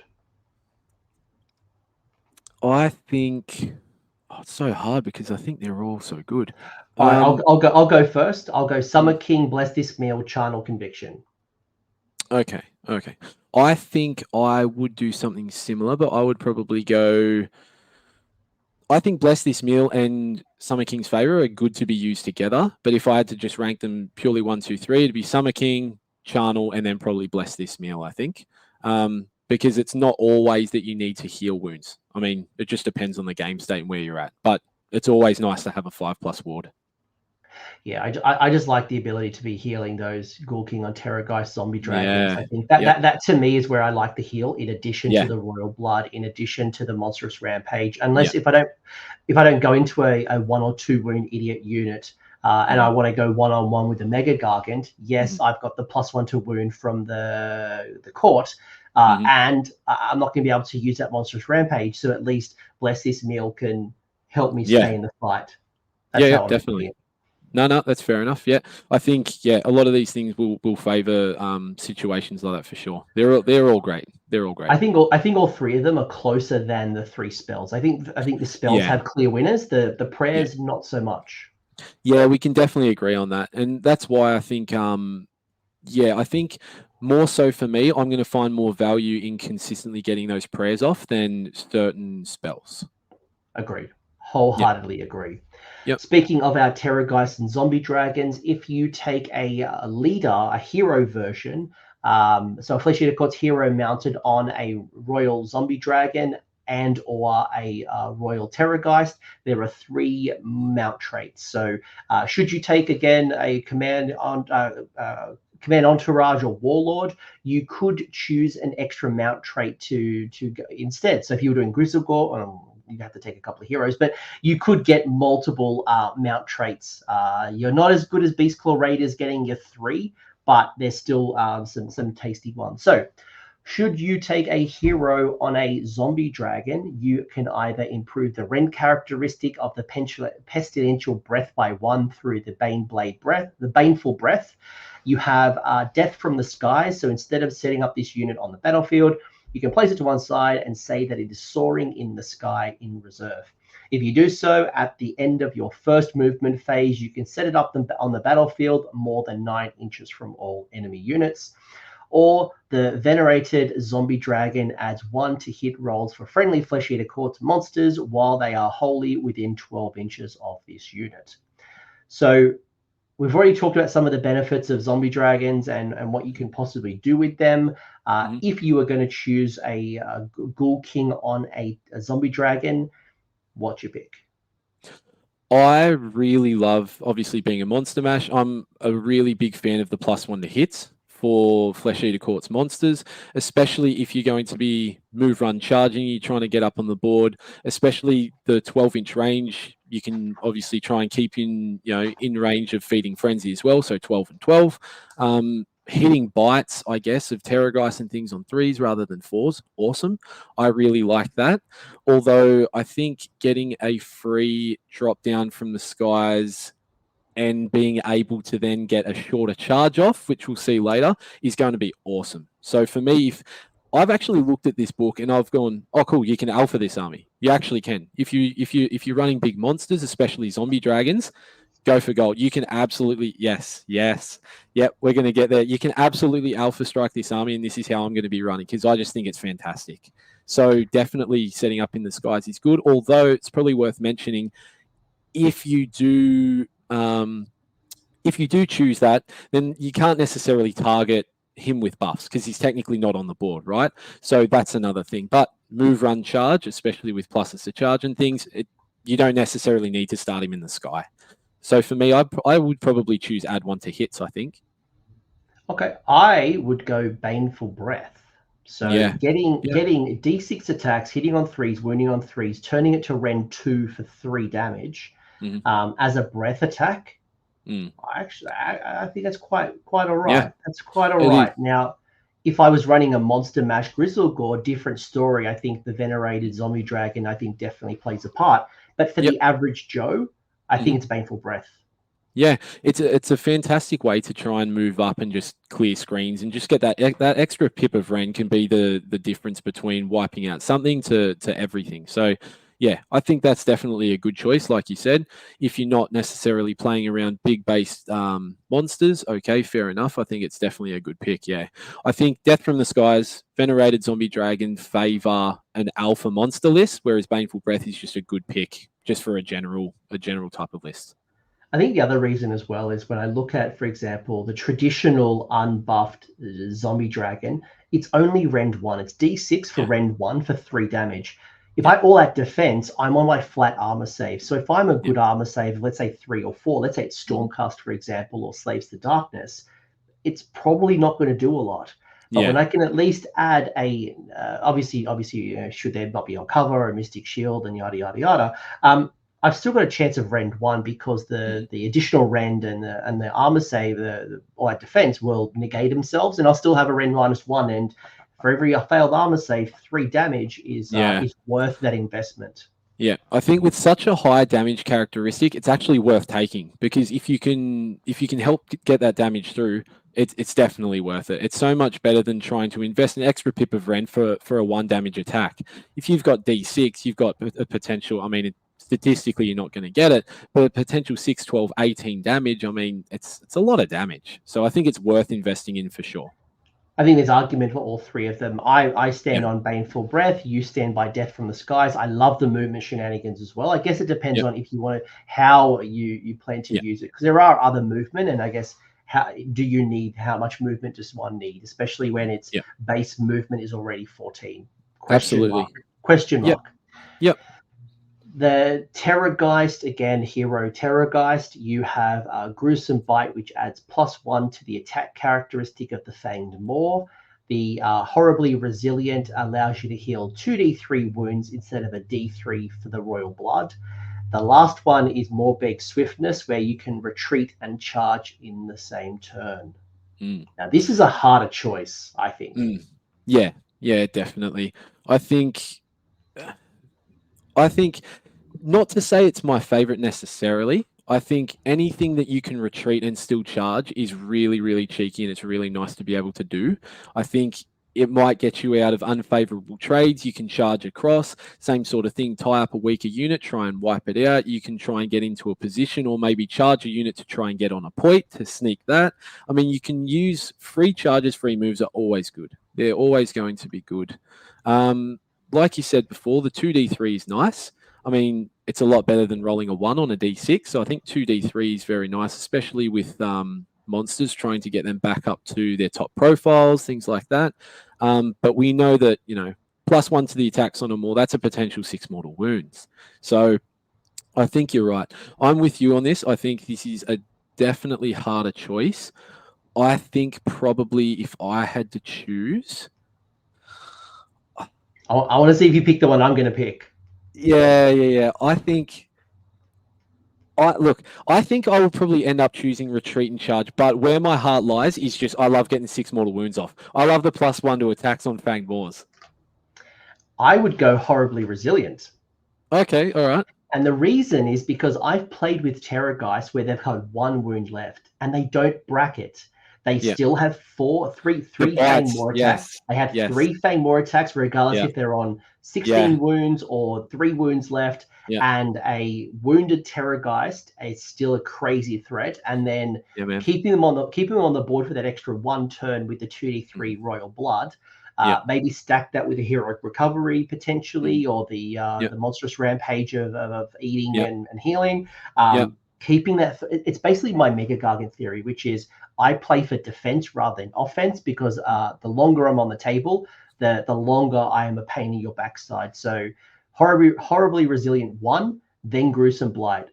As much as I want the retreat and charge, getting +1 attack and then the spell that lets me re-roll the Fanged Maw attacks, then feeding frenzy as well. There's some juicy stuff, but I want to. No, that's fair. I think, and that's the point I was making before. When if you're using that monstrous rampage, like it's a better stomp on a 3+. You're just trying to get those extra couple of wounds back. It just keeps you in the fight. And like you said, the bites don't bracket, so you've got a potential, 6, 12, 18 mortals if you roll hot. Like that's going to take down a big named hero, a big block of something, or a big monster. Like it's a huge potential even with 1 wound. Yeah. So yeah, I dig it. I absolutely dig it. I just love the idea though of having anything where I see, like we said, re-rolling failed hits on Fanged Maws. If you've got that with the extra attack on the Fanged Maw, awesome. You've just got another dip at the pot to try and spike those mortals. So yeah, I really like the Fanged Maw. And then don't forget, you've also got, was it the Heart of the Gargant, where you could also once per battle +1 attack. So if you have that souped up Ghoul King on Terrorgheist, get the Heart of the Gargant for +1 attack. You've got yourself the Feeding Frenzy, and then you've got your Gruesome Bite. That is a brutal and very scary, let alone like you go up against a monster army and then you pull out the Grand Court that gives you +1 to wound. Like, stay away from me. Like I am screening my hero monster general. Like get away from me. Yeah, this is the equivalent of the previous book where you had Ferocious Hunger, the key spell from the Abhorrant Archregent, where if you get it off, it's D3 extra attacks. You chuck that on the Terrorgheist, it's the same sort of thing. It's scary. It's so scary. So yeah, I think you can definitely still try and turbocharge that unit, send it full ball, and if you're like me the other day, you just kill a Kragnos turn 1. So it's awesome. Yeah, it's super scary. You have, we talked earlier, you had the Grand Courts. There again, there's no command trait, no artifact locked. It's purely this 1 rule. So you've got Morgaunt, which is give 1 noble deed point to each friendly Morgaunt Flesh Eater Courts hero at the end of the turn if that hero is contesting objectives. Blister Skin allows your abhorrents to gain the priest keyword, but it's worth calling out that you cannot cast a spell and chant a prayer in the same hero phase. So you'll have to choose one or the other for each of your heroes. Your Hollow Mourn will give you +1 damage characteristic for melee weapons used by knight units. So your knights are your flayers and your horrors. If they've made a charge move in that turn, it has no effect on anything that is mounted. So your Morbheg, your knights, the Morbheg Knights, they are mounted. So your ghouls on top will get it, but your Little baby Terrorgheist won't. Your baby Terrorgheist will not get it. And then Grizzlegore, which is at the start of the combat phase. You can pick one friendly Grizzlegore monster on the battlefield, and the strike first effect applies to that monster until the end of the phase. Might be worth calling out as well, your Terrorgheists and your Zombie Dragons unmounted are battle line in Grizzlegore. Your Crypt Flayers are battle line in Blisterskin. Your Horrors are battle line in Hollowmourne. Your Cryptguard are battle line in Morgaunt. And then your Morbheg Knights are battle line if the Abhorrant Gorewarden, this little fly ghoul, is your general. So that one is not locked into a sub-faction. And Ushoran as well is Hollowmourne as well. So not that you can't run Ushoran if you run Blisterskin, for example, but it's much like Special K Catacross. He's locked into Crematorians or whatever it is. So even in Null Myriad, he just doesn't benefit from the ignoring spells, as an example. Yeah, it just doesn't benefit from the sub-faction allegiance from the Grand Courts. Yep. So based on all of this, how do we feel about the four the sub-factions? So Blisterskin has had a massive change, because this used to be, you plus the movement, you had a free teleport with their command ability, and they were obviously, the goats when it came to actually running around causing shenanigans and trying to get a bit of extra mobility. So that actually changed a lot. I think Morgaunt was obviously predominantly around ghouls and things like that, but now we see actual heroes trying to get extra deed points and things like that, which I think that fits. It's thematic, and it's also, you're not going to run big blocks of ghouls without multiple heroes to try and support them. So I think that actually works well. Hollowmourne was always as well. They had the move, run, charge for a unit. They had, I think it was re-roll wound rolls or something on the charge. So they had things that benefit them on the charge, which, same again, this is pretty thematic. 1 to damage characteristics, it'd be fantastic if it was on the mounts, but it's on the actual melee weapons of Hollowmourne Knights. But it should be noted as well, I mean, on a block of horrors, at base value, you're doing 2 damage. You spike wound rolls of a 6 at 3 damage. You've got a potential, instead of 2-3, you've got 3-4. That's huge. If you are investing something into Hoarfrost, for example, like increase the rend, you've got 4 damage weapons potentially. That's crazy. Like that's ballistic. So I think that is quite a good one. And Grizzlegore, I actually, without being biased, I love it. I actually love it because it's at the start of your combat phase. Same sort of thing again. I guess it gives the OG vibes of the Feeding Frenzy, where originally the Grizzlegore hero had strikes first only on the charge. So it got FAQ'd only on the charge.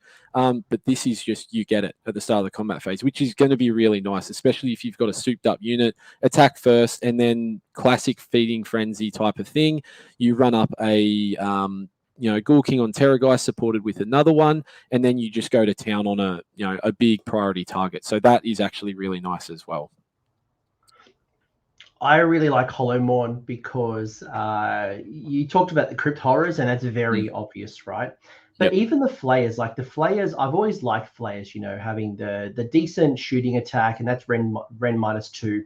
But I always felt that, in combat, they were pretty lackluster. They got 4 attacks, 4s and 3s, Rend 1. Boosting that up to a damage 2 all of a sudden, and if you apply the Hoarfrost, as you've said, in the current season, that is a very scary proposition if you wanted to run Flayers, or maybe you just want to have a little bit of Flayers supporting your Crypt Horrors. It plays in there really nicely. And when we get to the Morbheg Knights, even though it doesn't affect the mounts, turning the Lancers into damage 2 is quite nice. And they can also retreat and charge. So they've got some interesting rules that you will go into later. But if you want to play around with that, obviously Hollowmourne is fantastic. I'm not a big fan just yet of Blisterskin. I think they might look. We did say that they had really good prayers, and if you want multiple priests, I can see Blisterskin coming into play. But is Blisterskin better than Morgaunt? And can I just work around and live with 1 priest, or have a priest and get him an extra prayer to choose. I'm not sold. Like I feel like I would lean more into Morgaunt or Hollowmourn over Blister Skin. For me, Blister Skin would be my last choice. I think. Agreed. If I had to rank them, I just wouldn't. I think if I want a priest, I'll take a priest. Simple as that. I think I won't run a Grand Court sub faction based on that. My pick would probably be, in just the way I play, it's going to be Hollowmourn or Gristlegore. I think it's really nice, and it's one of those things. Even if you run, let's say you're running Morgaunt, you've got, you're that way inclined. You've got ghouls, things like that. If you run your new knights as well, you're on your little baby Terrorgheists, like you're going to get a benefit from Hollowmourn. So I think it's a much of a muchness. My opinion is Hollowmourn or Gristlegore first, Morgaunt second, Blister Skin third. Yeah, although I do think there's a build-in Morgaunt if you're building more into the hero side and you're playing with noble deeds more than the Hollowmourn. And but I think we all agree. I think that the three, and then like Blister Skin is like just under. Yeah, and Morgaunt is going to benefit from the Delusion, where if you get up to 4 noble deed points, then suddenly you're online instead of 6. So for me, Morgaunt benefits things like that. So I think if you really look at it, like if you want, once again, if you want to build into trying to, soup up your heroes to try and get those noble deed points, that suits a Delusion like that. So certain sub factions will definitely go hand in hand with certain Delusions for sure. If you're running horrors, for example, I think Hollowmourn is a clear winner. Yeah, absolutely. But if you're not running horrors, or you're not, running a lot of horrors, then I think Morgaunt rises in power. But if I'm Hollowmourn, running Crypt Horrors, it's a clear winner. I'm running Hollowmourn every day of the week. And Gristlegore is Gristlegore, right? Like, it's good, but only in a particular build. Yeah, that's right. And you're not going to run Gristlegore if you got 1 or 2 monsters. Like, there's no point. I think it's like you either lean hard into Gristlegore and you go hard into the monsters and you try and jack them up as much as you can. Take things like bringing back monsters is nice, all those sorts of things. You lean heavily into it, especially for the points that you're going to be paying for monsters. But yeah, otherwise, stick with your Hollowmourn, your Morgaunt, and I think it'll pay more dividends with that. Yeah, if people see something that we're not seeing with Blister Skin, please let me know in the comments. I'd be curious to, or come into my Discord and chat about it. Blister Skin, I just don't feel it right now. And I think it's maybe not as obvious, at least to us right now. But who knows? Maybe when we get through the warscrolls, some other things will kind of bubble to the surface. And this, it literally is day 1 of the book, right? So things might change, rules might change as well. But I think right now, it's just I'm not seeing the big benefit on why I would go to Blister Skin. Yeah. Next up, we have grand strategies and battle tactics. So you lost your old grand strategy that came from White Dwarf, which was a pretty easy one, if I remember correctly. It was like summon 3 idiot units that you didn't have in the starting battlefield and have them on the board. It was a super easy grand strategy as long as you didn't die with them. But in its place, you have 3.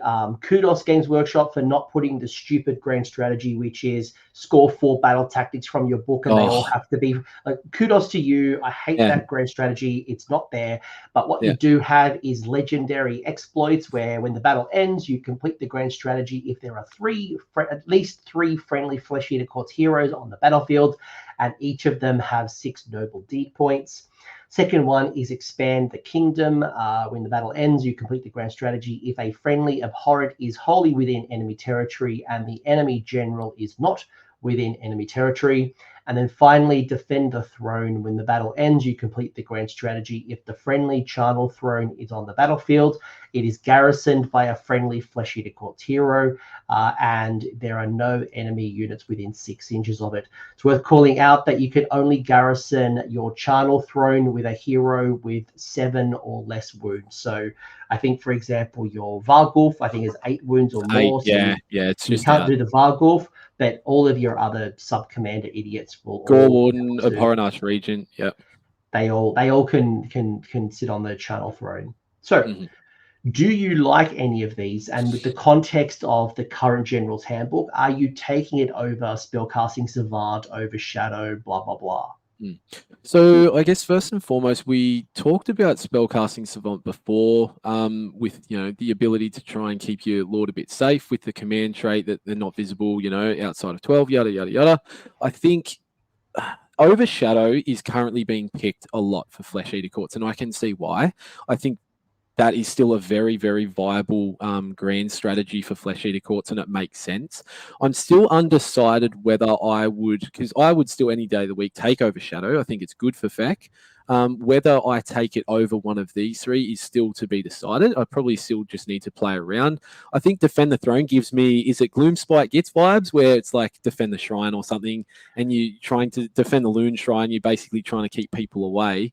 I mean, yeah, it's great if you've got the units to do it and sacrifice it and position well to try and keep people away. But that is then resources that you have to try and keep back, allocate to try and achieve your grand strat, which, I mean, if you're investing points, sometimes you need those points up the battlefield rather than behind it. So I think that's, it's a bit iffy, although doable, definitely agreeable and doable. I think the expand the kingdom, so have the abhorrent wholly within enemy territory and the general not wholly within territory.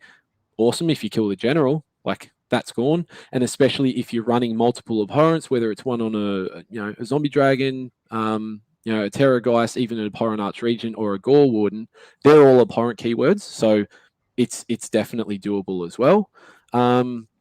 And I don't particularly, I think actually legendary exploits, I think this suits Morgon, because you're going to have multiple heroes, even Hollowmorn potentially, because you're going to want, if you're running Hollowmorn, you're going to want multiple courtiers and things like that to try and muster back units.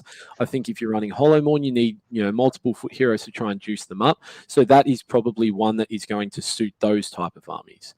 So I think I'm still going to pick Overshadow. I like Overshadow. I think it works. But if I had to pick one of these, I would probably pick.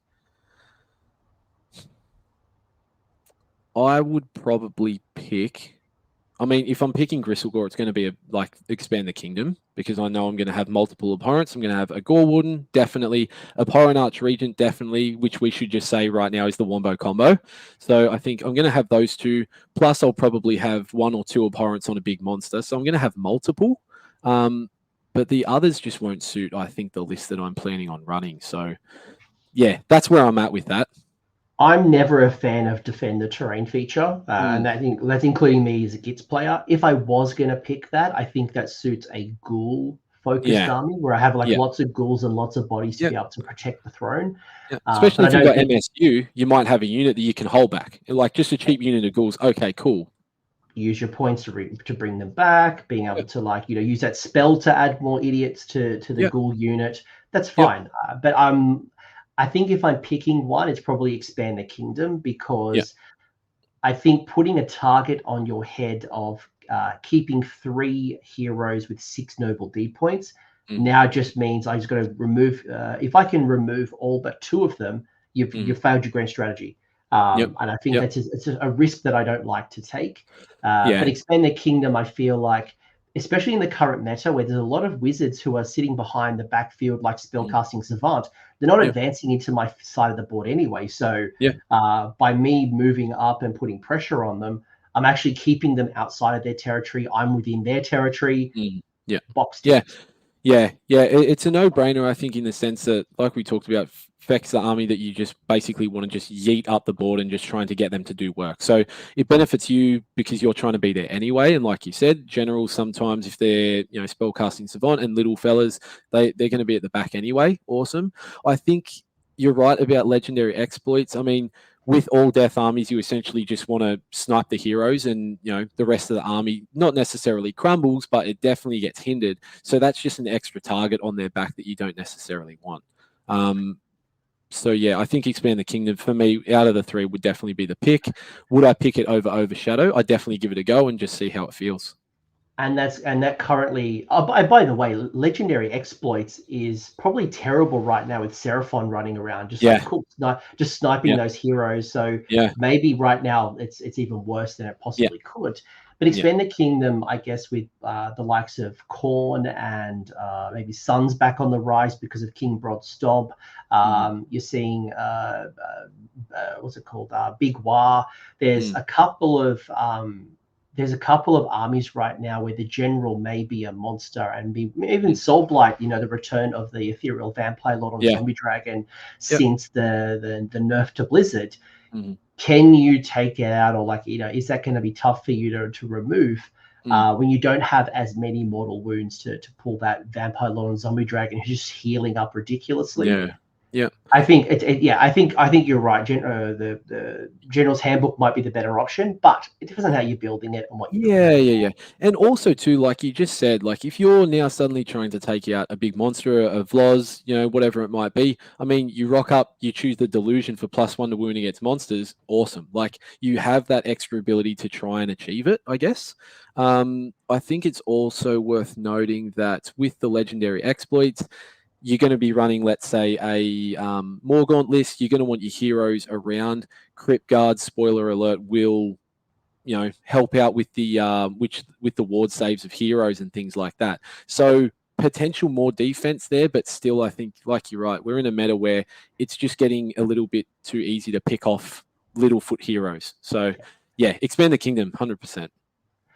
You got a couple of battle tactics. I'm not going to go through every single one in regards to this analysis, but I think it's going to depend on obviously the battle and how it's unfolding and out of it.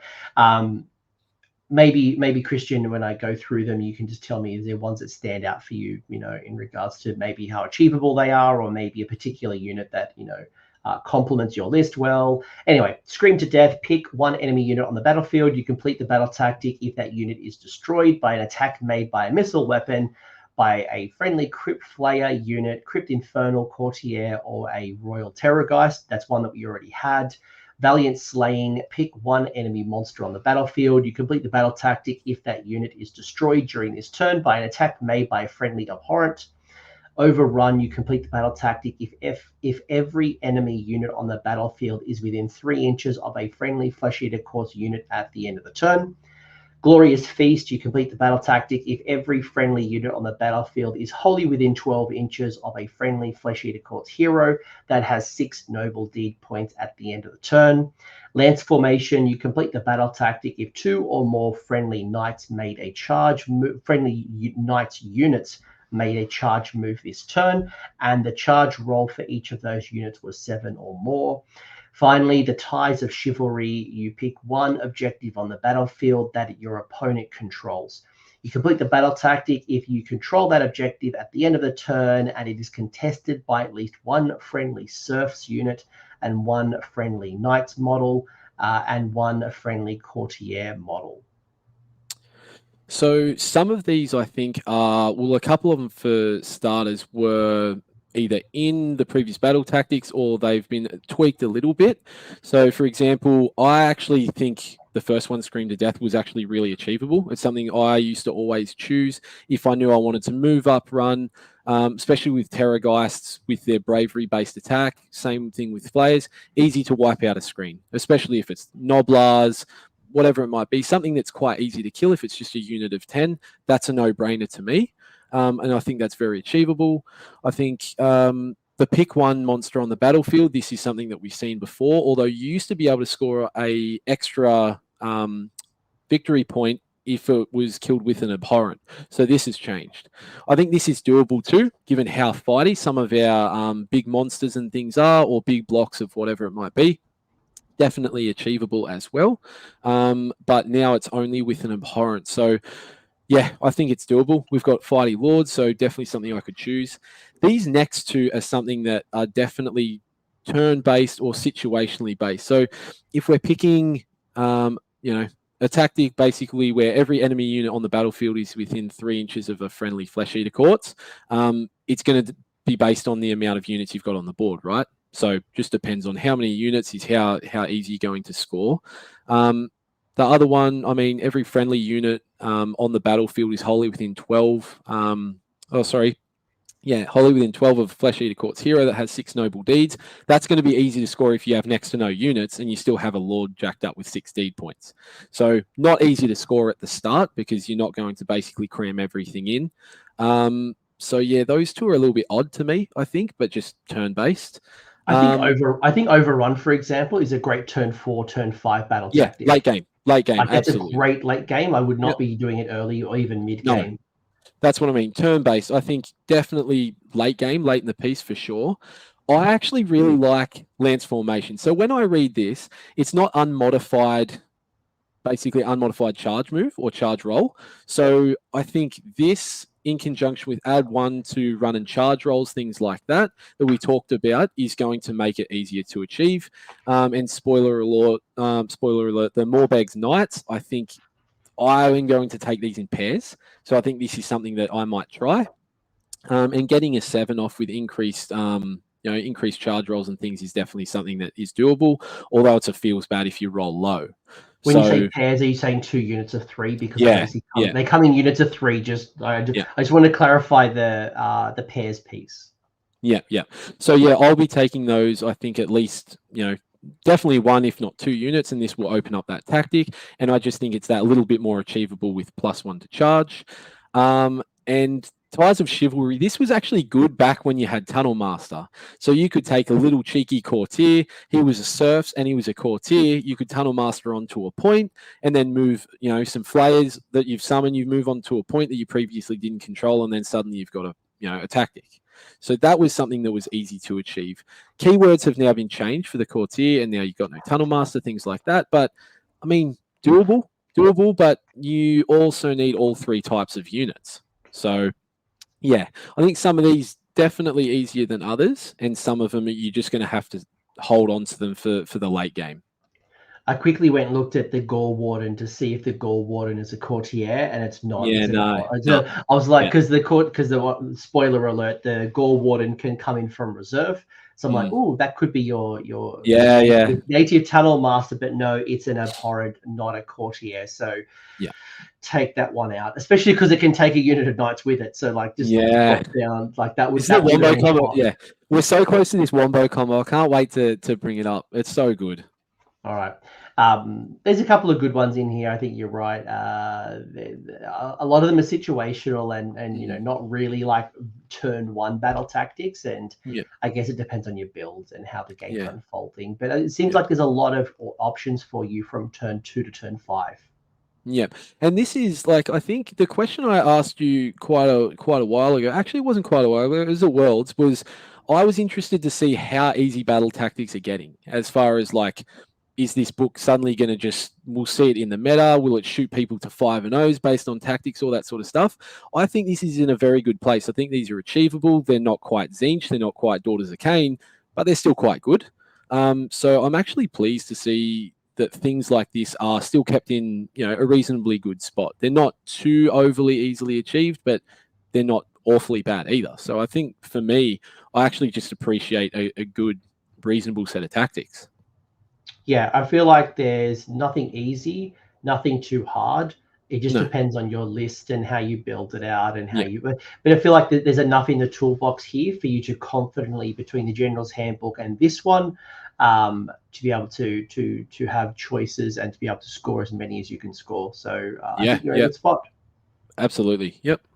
So before you get into the War Scrolls, let's maybe reflect on what we've gone through so far. How are you as a player feeling at this particular point about Flesh Eater Courts, your new book? You've clearly illustrated that we've lost things and we've lost some rules that for some players we've been a crutch, that have been, generate 600, 800 points of models on the table turn 1 or turn 2 and, play the recursion game, rolling as many 5s up as humanly possible. And there's been plenty of things that, successful Flesh Eater Courts players have been relying on. You've lost it, and in its replace, you've gotten these noble D points that you can use for plenty of things. You've got priests, you've got new spell law, you've got artifacts and command traits that are no longer locked to your subfaction, and you have mount traits and priests and all these things. Yeah. How are you feeling right now as a list builder and as a competitive FEC player? I think with whatever we've lost, we've also gained. So I think things are, it's one of those things, same but different. I think we've got a lot more flexibility now, which is nice. It's that in itself is so much better. I think this book still plays to what the classic FEC is and was. I think it's, get your buffs off, move up, do the fighting, do all the business. You've still got musters, although it's a little bit different. You've still got bring back units, again a little bit different. I think that there's more flexibility. It still plays to classic FEC, but I also like to see that it's not so reliant on CPs anymore. So I think, like from memory, I don't think I've seen a single command ability on a war scroll for starters. And you don't necessarily need it though. So you've got the ability to try and get all these things off without having to rely on CP, which is really nice, especially in the meta now when you're going to see people being able to try and easily turn off command abilities and things like that. You're not going to suffer as much. To lose a CP to Feeding Frenzy or something like that was a big deal. Now you can just be just as slappy, but you don't need to rely on certain things like that to get it off. So yeah, I'm very optimistic with this book. I'm very happy with the way it's gone. I still think it stays true to its roots, and I just think there's just different ways to try and get those classic things off. So I'm happy with it. I think I'll definitely be building into all of the above ways to get back models, to try and resurrect them, to try and turbocharge them and get some work done. So still classic FEC, just with a different twist. I think for me, if I was to summarize the change, I think you've gained an extra dimension. Flesh Eater Courts was a very simple army. It was, you have a very limited number of war scrolls. Your sub-factions built into a very specific way of playing. If you were playing Hollow Mourn, Grizzlegore, Blister Skin, like they all very dimensional, right? You run Blister Skin, it's very good for your flayers. You run, it was very, very one-dimensional. You summon a bunch of things, you run forward, and it's like, do you slap harder than your opponent? Can you double fight? Yada, yada, yada. I think now you've gained an extra dimension. And even if things aren't going your way, you have enough tools in the toolbox to be able to dig in and potentially swing back a loss. Or if you're someone who likes to list tech and to get into some wombo combos, as you've kind of already called it out, there is a lot more synergy and a lot more tools. Probably the only thing as a spoiler that I'm probably disappointed about is that there is no new Courtier models. So Games Workshop, if you're listening to my preview, know that I'm mad. I'm not mad. I'm disappointed that we did not get a new set of Courtier. So maybe a Underworld's Warband can do a Flayer, a Horror, and a Ghoul Courtier. Just let me buy them in singles. Just let me buy them in singles. Yeah. But outside of that, I think there's a lot of good things so far, and I can't wait in a second to get into the War Scrolls. Anything finally before we kind of we go into the War Scrolls? No, I guess just following on from what you said, you've got more flexibility, you've got more tools. You now have obviously priests, which is amazing because it's obviously, priests are great for getting things off without having to cast and getting dispelled and things like that. So having priests is always good. And I think it's probably worth noting, old FEC always had reroll hits, reroll wounds, whatever it might have been. Everything was offensive. I think now you have more defensive things. So you've also got pluses to save, pluses to wards, things like that. Like I think now you also have a defensive aspect to try and support your army, which is actually really healthy. I think it's really nice. Pluses to save if you're on a objective. You can obviously add pluses to ward saves. There's healing. I would tend to agree because that's probably where I'm going with this. Like you were one-dimensional. It's just all offense, like all gas, no breaks. Now you can play the trade game. Now that you can play defense, now you can build around this. So that's right. Cool. All right, Christian, this has been good so far. I think it's now time to get into the War Scrolls. So are we ready? Yeah, 100%, man. Let's do it. All right, so now it's time to unpack these War Scrolls. And to do it, though, we need to refer to the Charnel Throne, which is our terrain feature. And we've already alluded to the fact that there has been some minor changes, and the change very much has been around the fact that you used to be able to issue a command for free or without a CP, and there was some shenanigans around that.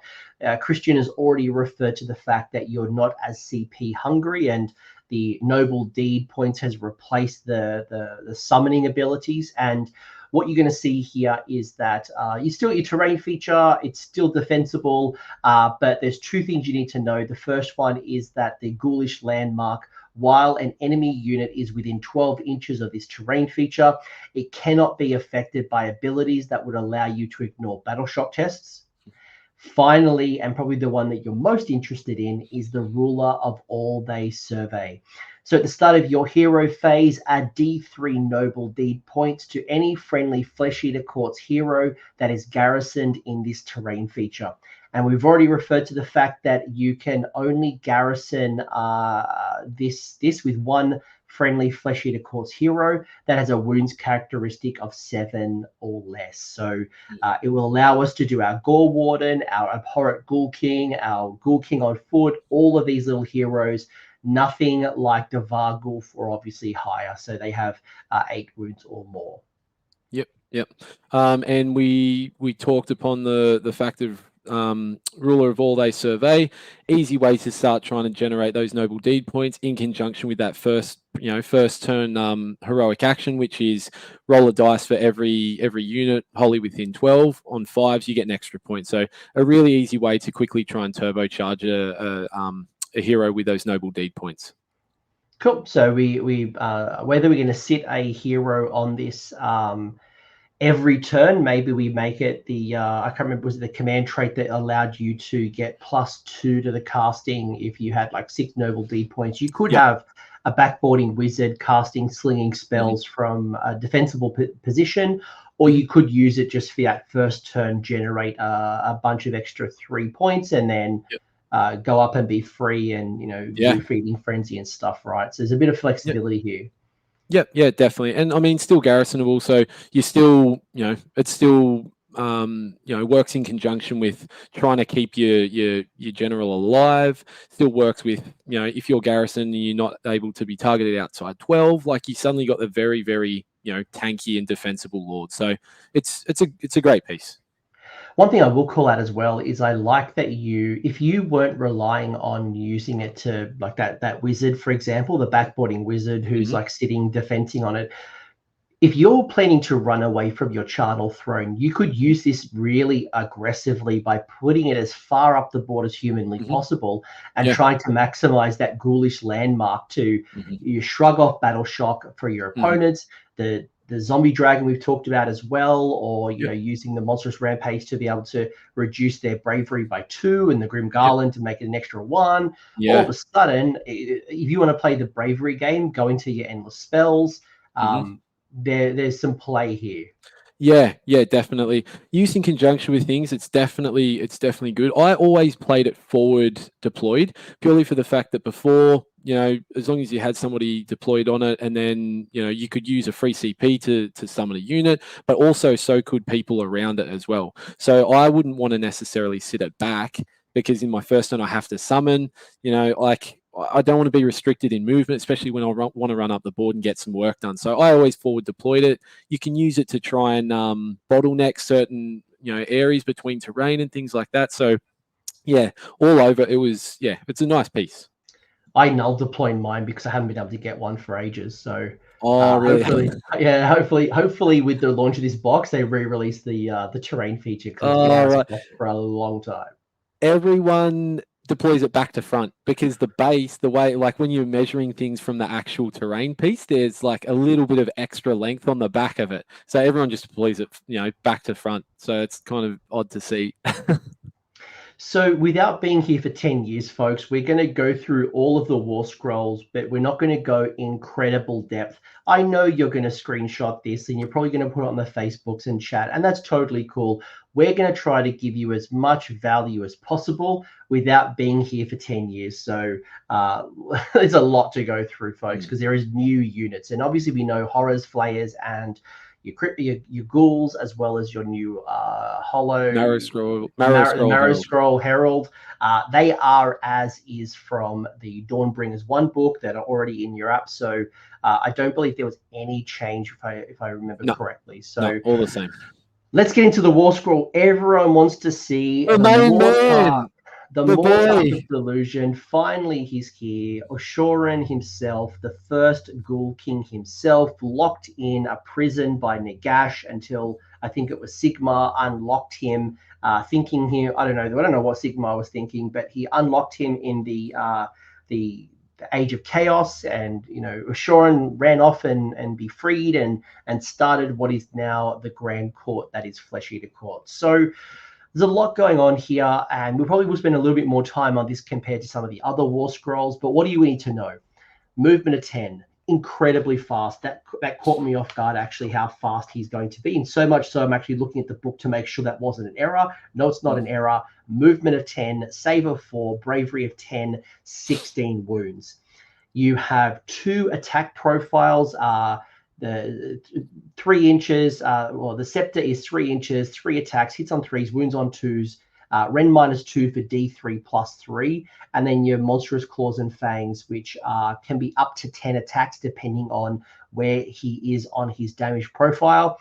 Hits on 3s, wounds on 3s, Rend -1 and 2 damage. Christian, at this particular point, how are you feeling about this particular, just the baseline profile of the melee attacks and the general stats? I like it. I like the amount of wounds is awesome. I think 4+ save is reasonable. I mean, he's no Nagash, with running 3+ saves, all sorts of things. But I think the wounds profile save, I think it's reasonable. The move characteristic, I think I would agree, especially on a model that I have obviously not seen, but I'm anticipating it's going to be a big base. Like, I would think that something so big would move a bit slower, but it's not. He's a beat stick enough. Like D3 +3 is definitely good. I think that's really good at 2 rend. I like it. And he's also got the horde clear with a potential, in a perfect world, if you roll that's a potential 20 damage.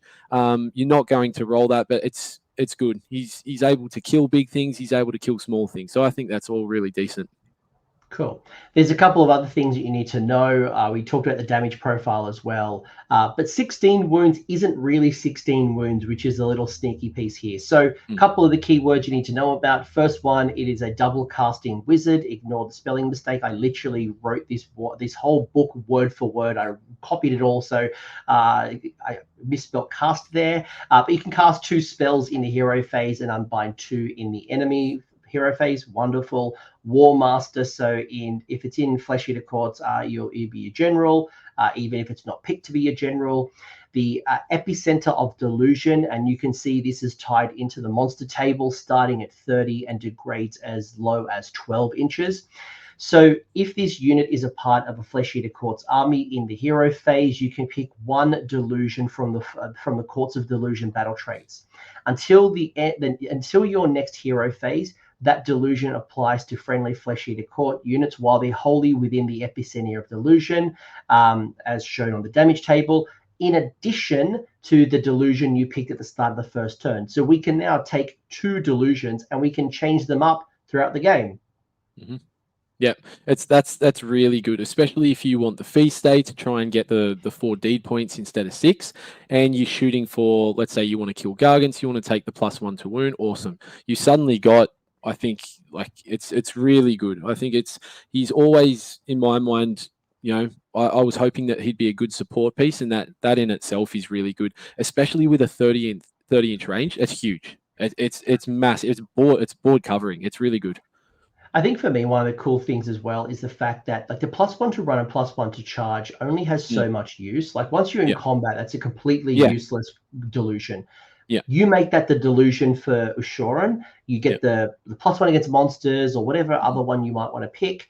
And then you can switch it out. Like once you're in combat, you can switch it out to something completely different. And I love that utility. But there is more than that. He's the Carrion King. So while the Carrion King has 6 noble deed points, friendly Flesh Eater Courts are affected by Feeding Frenzy when they are wholly within 24 inches of this unit instead of 12. So that's brutal. Yeah. suddenly you only necessarily need to rely on one model to affect a whole bunch of models rather than basically leapfrog the bubbles over. So that's really, really handy. But wait, there's more. Shroud Cage fragments. At the start of the combat phase, subtract 1 from bravery characteristic for each enemy unit within 3 inches of this unit until the end of the battle. That's spicy. And then roll 2d6 for each enemy unit that's within 1 inch of this unit. Now, we don't know the base size. I'm predicting like a 90 or 100 mil circle or an oval. I'm imagining Catacross, Mega Gargan, Bellacore, something around that size. We don't know yet, but it could be quite a generous base size. But anyway, if the result is higher than the bravery characteristic of that unit, the strike last effect applies to that unit until the end of the phase. The Ushoran also has a ward of 5+. In the hero phase, in your hero phase, you can heal up to 2d3 wounds allocated to this unit. So ward of 5, so you're deflecting 1 in every 3. Your Crypt Guard could be bringing that down to a 4, and he's healing 2d3, let alone with heroic willpower. And then finally, the rule that I kind of like blew my mind, and such a me rule, is the Glimpse of Delusion. It's a spell with a casting value of 7 and a range of 18. If successfully cast, pick 1 enemy model within range and visible to the caster. Then pick 1 melee weapon that the enemy model is armed with, and pick 1 other enemy unit within range of that weapon. That enemy model immediately makes combat attacks with that weapon, targeting the other enemy unit. So let's say, for example, you got Archaon sitting next to Varangard, and it's within 2 because it's screening, right? You could use the Sword of Slayer of Kings on the Varangard unit.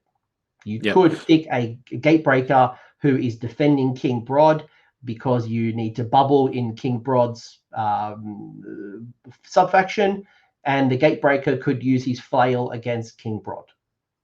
That's the first thing I thought about was King Broad Stomp to keep big gargants next to each other. I think to get the 5 ward or something silly like that. Like pick a gargant stick and just go crazy and start beating the same person over the head with it. So yeah, definitely cheeky. And if you pick the right unit with the right weapon, I think it's going to do work. And it also gives people something to think about in the way that they're moving, deploying, and keeping units next to each other. So yeah, it's super cheesy rule, which I really like. And like you said, I think to summarize, the fact that he's got a 5 ward, potentially more, he's going to be healing. Even if if you try and use the prayer to basically heal back wounds as well, like we've seen, he's a tank. This guy's going to be an absolute tank if the right things happen. So yeah, and like we said before as well, just interesting to mention he is Hollowmourne as well, that we can see here too. Great call out as well. Yes, so Hollowmourne, this to me seems like a unit that I want to get into combat ASAP, but I'm not going to run him into combat alone. I want to get up those points ASAP to be able to create that amazing is it the Shroud? No, what's the rule? The Carrying King rule. I want to get that amazing 24-inch water for Feeding Frenzy, which means I may not have to rely on all my other little heroes to get up feeding, the 6 noble D points, because the Ushoran is at least doing it for me. And maybe the question I've got for you is, first off, do you like the War Scroll? I do, yeah, I do. Apart from the model that already had me at first glance, I've been waiting for this model forever, and he's one of my main favorites. But I think the War Scroll does what it thematically should do. I think it's got a lot of bonuses and benefits to actually running it to support everybody else. Even the way that certain rules, like the bravery characteristic, for instance, like you use that in conjunction with Grim Garland, -2 to bravery, monstrous action, all those sorts of things. Seems like everything will work nicely. If you bring the bravery down so low, you're rolling the bravery characteristic with, I think it's the Shroud Cage fragment. A whole lot of units if you tag the right ones, I guess. Short range, but strikes last effect on multiple units, amazing. So I think used correctly, this is going to be really nice. Ushoran is 260 as per the Battletome. Now, that obviously could change down the track, up or down. 460. 460. 460. Yeah. 460 points. Yeah. Is he worth 460? I started playing around with list building with this, and he's around the same price from memory as like a Ghoul King on Terrorgheist or something, which might be about 450 or something, or maybe that's a Zombie Dragon. Yeah. So Ghoul King on Terrorgheist is 450, and Ghoul King on Zombie Dragon is 440. Yeah. So I think in a similar price range, if to me, if I'm willing to pay that much for a Ghoul King on Monster, I'm happy to pay that for this guy, although it just depends on the list, because I think you need a really good amount of points allocated to your courtiers. You need a good mix of abhorrents to bring back units.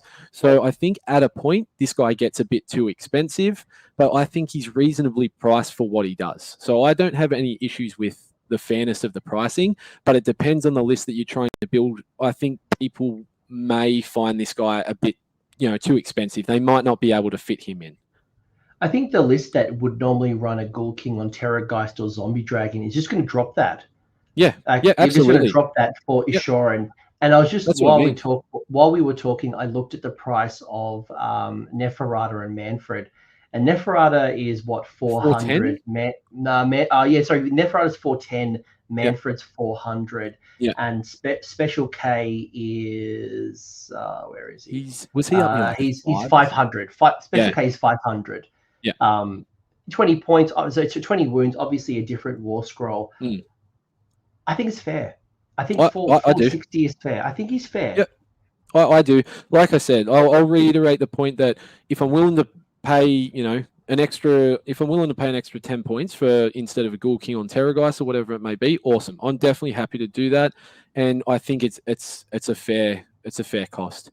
Whether people actually want to invest, almost a quarter of their points in a big model, that's up to them. Depends what they're building for. Like I said, you still need to have a safe amount of points allocated to other heroes.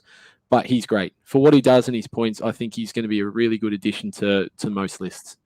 So my last question was going to be, and you've kind of segued into it, is he auto include? You often see Mortach sitting in the you never take blood without Nephi. You never take Knight without Manfred. Catacross is almost in all Ossiarch Bone Reapers lists, but Arcane really hasn't been for a while. Auto include? I must say my first initial impression was yes. I was like, yeah, awesome. The fact that the bubbles are so big, you can have 2 delusions. You've also got a buffed range of Feeding Frenzy. So if this guy is at, 4 deed points and you buff it to a range of 24, like everything starts making sense. Awesome. Look, I think yes. I think he's good. I think he does a lot of work for his points, and I don't think any other model you can pay for in the army will do as much as this guy. He's a tank, bit of a beat stick. Like he's got buff wide, or I should say almost board wide buffs. I'd struggle to kick him out. Put it that way. I don't know if I would go as far as saying this is an auto include, but for my own lists, I would never leave home without it because I like utility. I really value the utility factor of units, and this brings ultimate utility. If I'm someone who has a very strong plan, whether it's based around horrors or knights, and I want to charge, I want to maximize that charge, and I want to do all these things, you may not value the utility because you want to just maximize and have a streamlined plan. But I think in a lot of cases, you'll be better off for it. You want to run a lot of ghouls. I could see this playing really nicely. You want to play a bunch of knights. You play nicely. I guess by putting a lot of points though into this model, you won't get the recursion game because you're not going to have as many heroes to support your big blocks of troops. So if you want to play the recursion game, you probably aren't taking Ushoran, but you might be getting the recursion through the fact that you absolutely slap with this one buffed up six noble pointed Ushoran, who's now giving Feeding Frenzy, and when you release the knights and you release the your damage sheet, they hit hard, and you only had to get one unit up to do so. Yeah. I think the only way that I found it was a bit disappointing not disappointing, but when I started building a list, I think people will be so surprised at how fast they run out of points. Like when I'm trying to include courtiers and all sorts of things, I just kept running out of points. I think from a War Scroll perspective, you look at him and you're like, awesome, I want him, I want to include him. Like we touched on the auto include thing, but I think people will run out of points. And I think that's where you'll see him get kicked out. Not for his War Scroll, but for the pure fact that you just need more. You just need more things. Yeah. Anything else you'd say about Ushoran? I like it. I think it's cool. I can't wait to get the model. I do not have the model. It's not available as a part of this particular pre-release. So I imagine sometime after Christmas, between January and March, we'll probably see the second half of Flesh Eater Courts. And I cannot wait to get this model because it is exactly what I would have expected Ushoran to look like. And it does not disappoint. Yeah, absolutely. I just wanted a horror on steroids and I got it. So I'm stoked. Yeah, I'm sure there's plenty of things that like little gems, like you can see the faces and the skulls all through his cloak. I'm sure there's plenty of Easter eggs when you actually get the model, and I'm sure it's great. By the way, when we move to the next War Scroll, can you do me a favor and move your mic closer to your mouth, please? Oh, yeah. Just so I can hear your beautiful Australian dulcet tones that we have that Bogan-esque type of Anyway, cool. Like it. Good War Scroll, maybe not auto include. We're going to go through the rest of them pretty quickly because we don't have the 10 years to go through them. The Abhorrant Ghoul King on Royal Terrorgheist, you will notice that there's a lot of common between the traditional Terrorgheist without the hero and the one with the hero. A couple of things, obviously, I already spoke about and kind of revealed that the Ferocious Hunger spell, casting value of 6, range of 12, allows you to re-roll a hit roll for your Fanged Maw attacks for a one friendly Royal Terrorgheist. So whether you buff yourself or you buff your friend, that is going to be delicious, especially when we talked about some of the other things you can do to increase damage, increase attacks. Thoughts on the Ghoul King on Royal Terrorgheist? Anything that kind of stands out for you? And are you putting your Ghoul King on a Terrorgheist, or are you more of a zombie dragon kind of guy? Okay, so I think this War Scroll actually got a bit of a buff, to be fair, bit of a glow up. The wounds characteristic now is 2 more, which is nice. Save is still the same. If you only on the Ghoul King, only on the Ghoul King. When you go to the regular Terrorgheist, it's still 14, but the Abhorrent is 16. Yep. So an extra 2 wounds is always handy.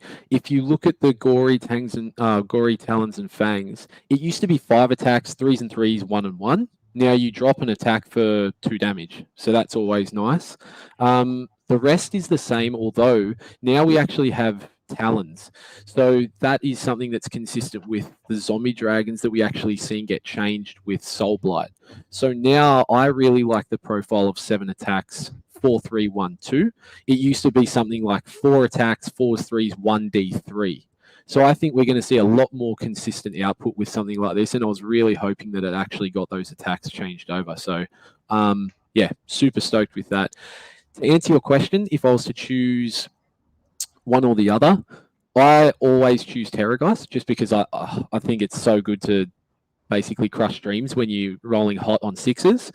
Although the zombie dragon gets the traits that I want rather than the Terrorgheist mount traits. So that's the thing, like +1 to hits, I think within 12 it was, and it was deep strike basically to come down from the sky. So based on traits, I'll choose a zombie dragon, but at face value on a War Scroll, I would just choose a Terrorgheist. Yeah, Terrorgheist does what Terrorgheist does. So you can see here the Royal Terrorgheist without the hero, as you mentioned, 2 less wounds. Obviously, it doesn't have royal blood. There's a couple of other things like the spell. It still is infested. It still has the Gaping Maw. It still has the Death Shriek. It still has Fly. The only thing I'm super stoked that they actually changed, infested in the old book used to be each unit within 3. So if you didn't position properly, you were going to explode, you were going to hurt your own units. So now it's each enemy unit, which I was so thankful to see. That was just such a little quality of life change. I'm so stoked about it. Yeah, good call. I'm looking at the old Infested, and it says before this model is removed from play, each unit within 3. Yeah. And you're right. The old squigs did the same. Like if I had a big like colossal squig or a mangler squig next to a bunch of squig herd, I'd hurt myself, and it felt bad. It was dumb. Yeah. Now, good call. Really good pickup. Yeah, yeah.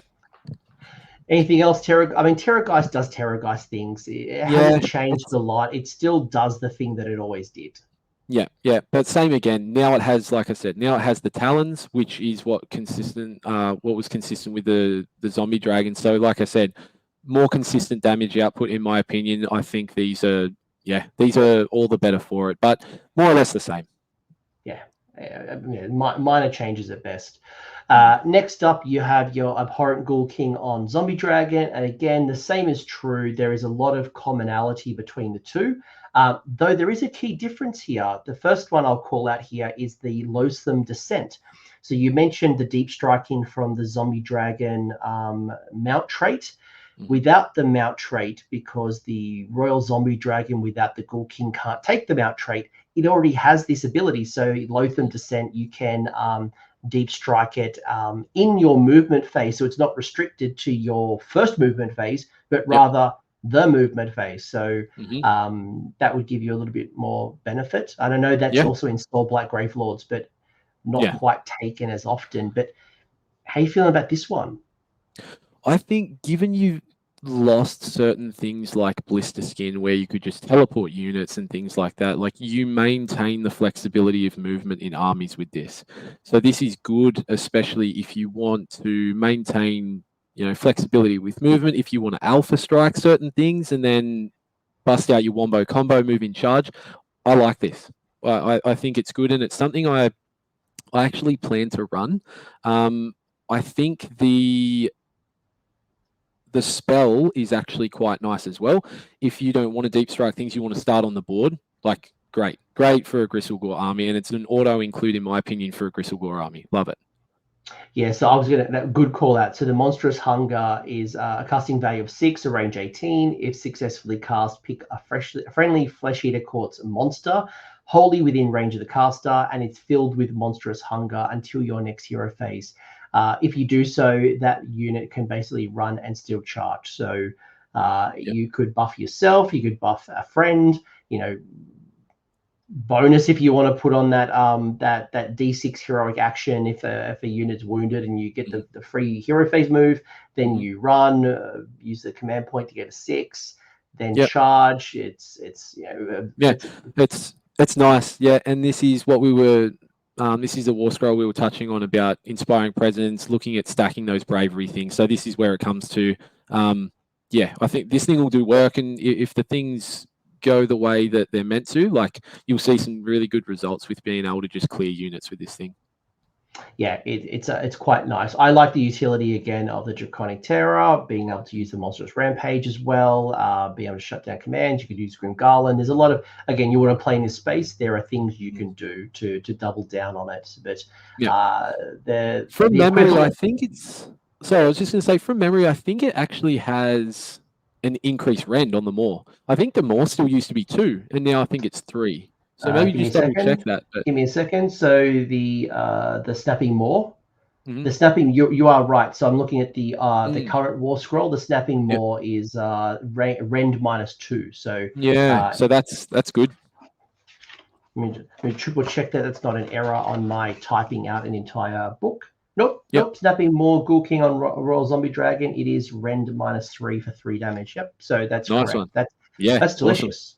Awesome. That's definitely a biting Maw for sure. I will say though, the Draconic Terror is a little different. I don't know why they called it something different, because when you look at the Zombie Dragon, it just has Terror. It's the same rule. I don't know why they've changed. They just call it the same rule. Might understand. Cool. Zombie Dragon.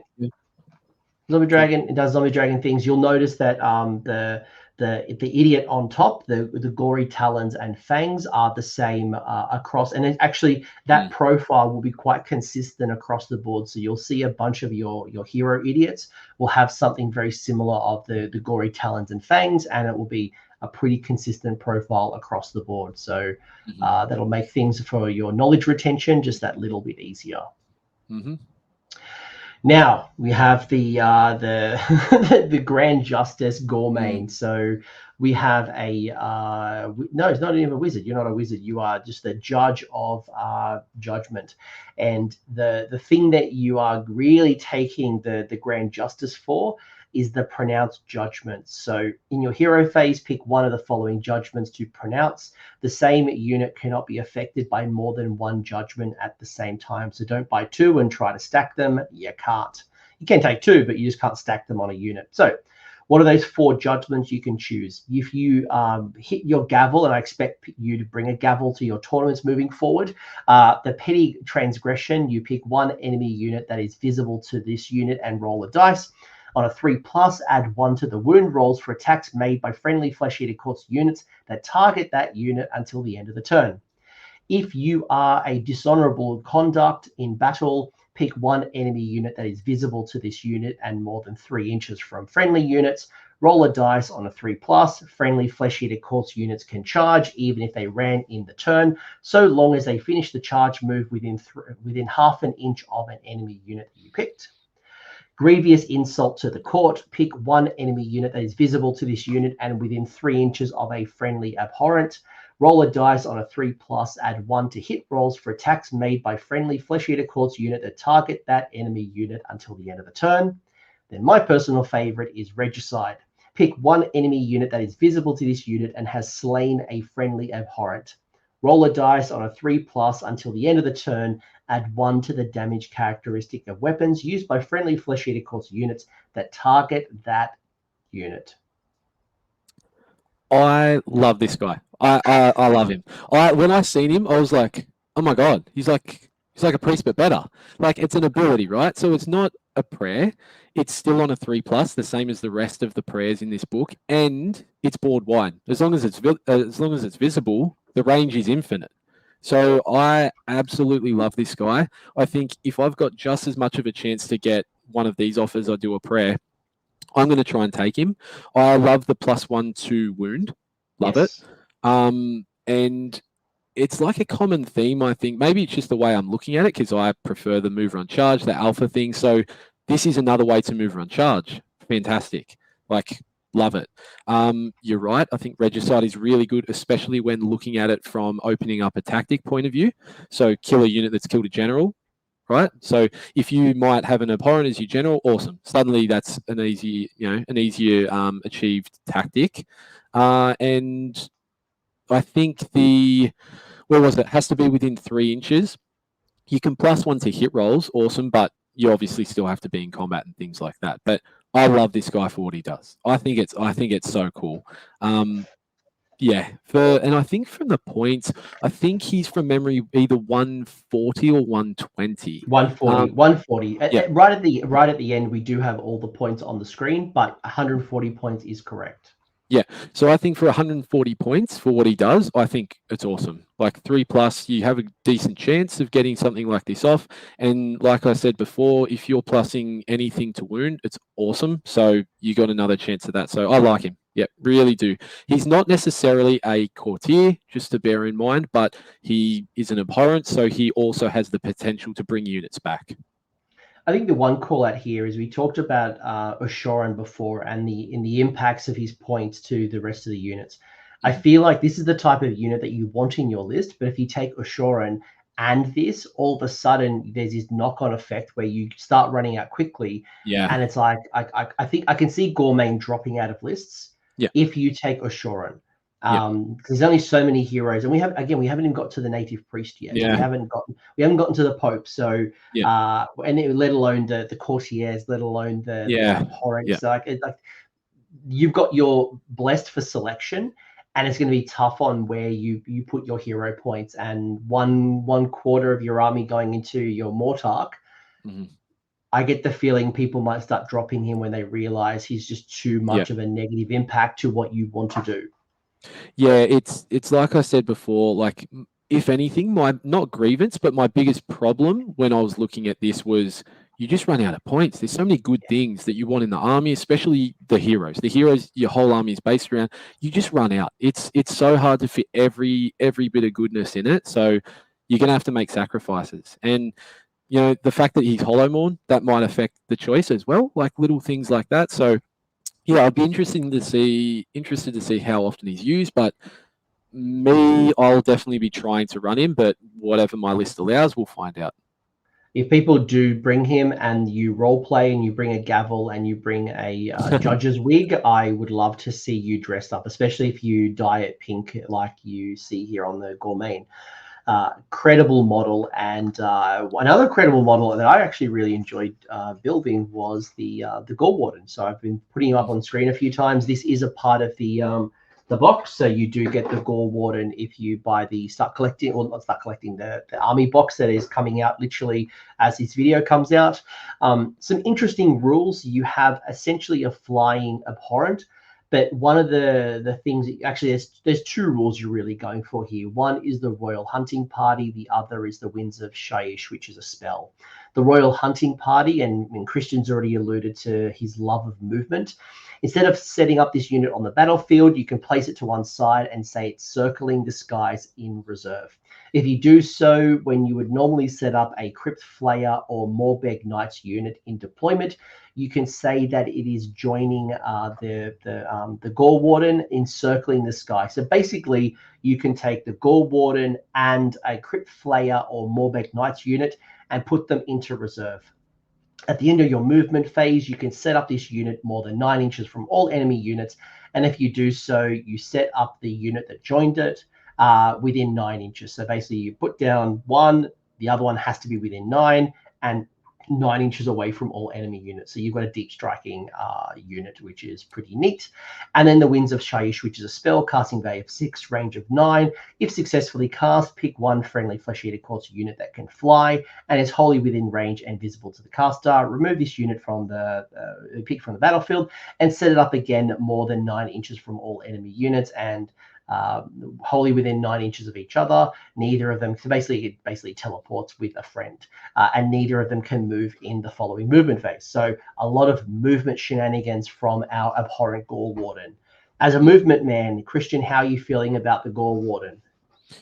Good, especially because we are coming up to the all-important Wombo combo. But from looking at his War Scroll, it's good to see that pretty much the blister skin command ability has been rolled into his War Scroll. So that was the pick a unit, teleport it basically. So it's good to see that we've still got that in the army.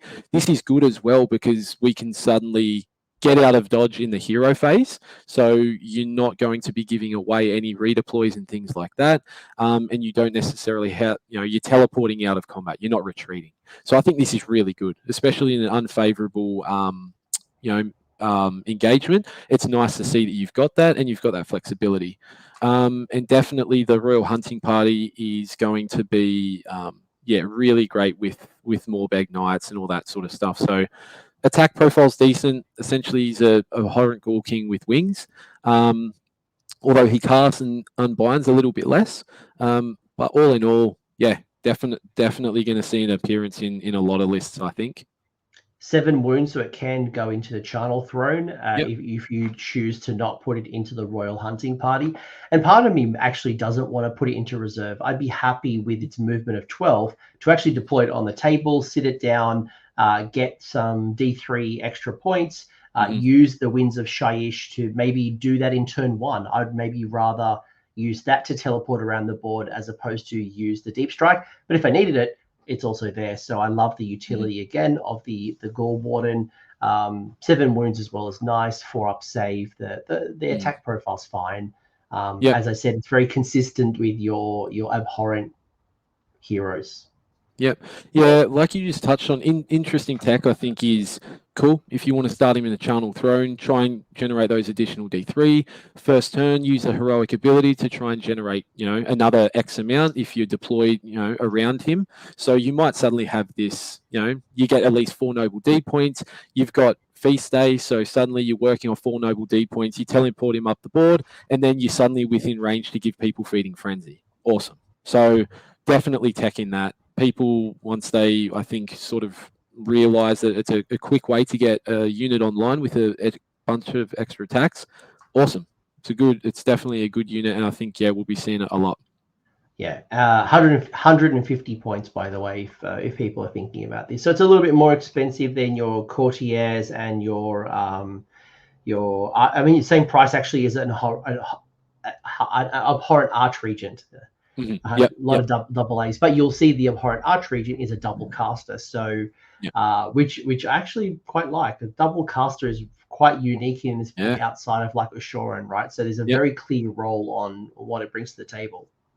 That's what I was saying. There's very limited amounts of casts in this army, so yeah, it's one of the best ones, even though it's just a little foot hero. So yeah, and here he is. Yeah. And you know what? Like, I actually really like the role that the Abhorrent Archregent brings now. So same price as the Gorewarden, you don't have as much movement, but what you do get is a double caster and a double unbinder, which is nice. They all have all of the abhorrents have the royal bloods. They're all healing, but some really interesting rules, right? You've got countless servants, where at the start of your hero phase, you can return up to 3 slain models to a friendly serfs unit. That's within 18. That's a very generous bubble. Or you can return 1 friendly knight unit within 18. So that's not even costing you a noble deed point. That's just bringing back a model, not even a rally. It obviously works with rally, it works with the deed points, but you're getting back models for free.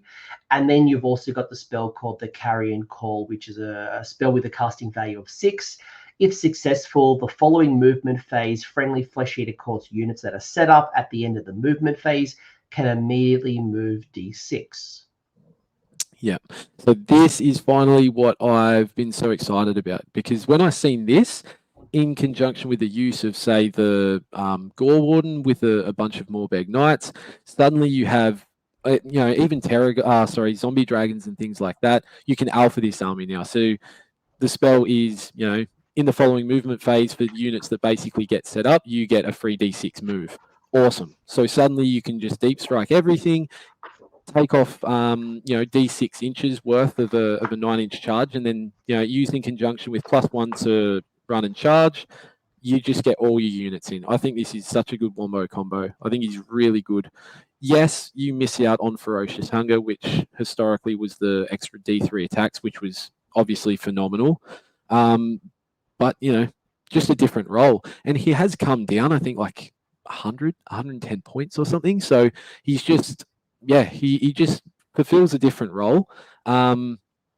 And yeah, I think he's going to be used for people that want to try and get into combat very, very quickly once units are being brought down from reserve. So yeah, fantastic model. I'll definitely find a spot for him. Like we said, 2 casts, 2 unbind, awesome, and have a free knight. Correct me if I'm wrong, but this would also allow you to move when you summon loyal subjects, right? Because you're at the end of the movement phase, you are setting up a unit on the side of the board.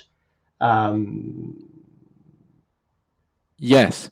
I'm just rereading summoning, and again, folks, this is literally on day 1, so this might get FAQ'd and errated, but I'm just rereading the summoned loyal subjects, and I'm pretty sure this is allowing me to make a move after I summon them. Yeah, because I think you need to bring those units at the end of the movement phase. Correct. Yep. At the end and of the wording supports that. Yeah. Correct. At the end of the movement phase, each friendly abhorrent can spend 6, blah, blah, blah, blah, blah. If you do so, pick 1 friendly surf knight destroyed, put a mark back on the table, outside of 9, destroy. I'm not seeing a lot of reasons why summon loyal subjects wouldn't allow me to use carrion. The carrion. Carrying core, yeah.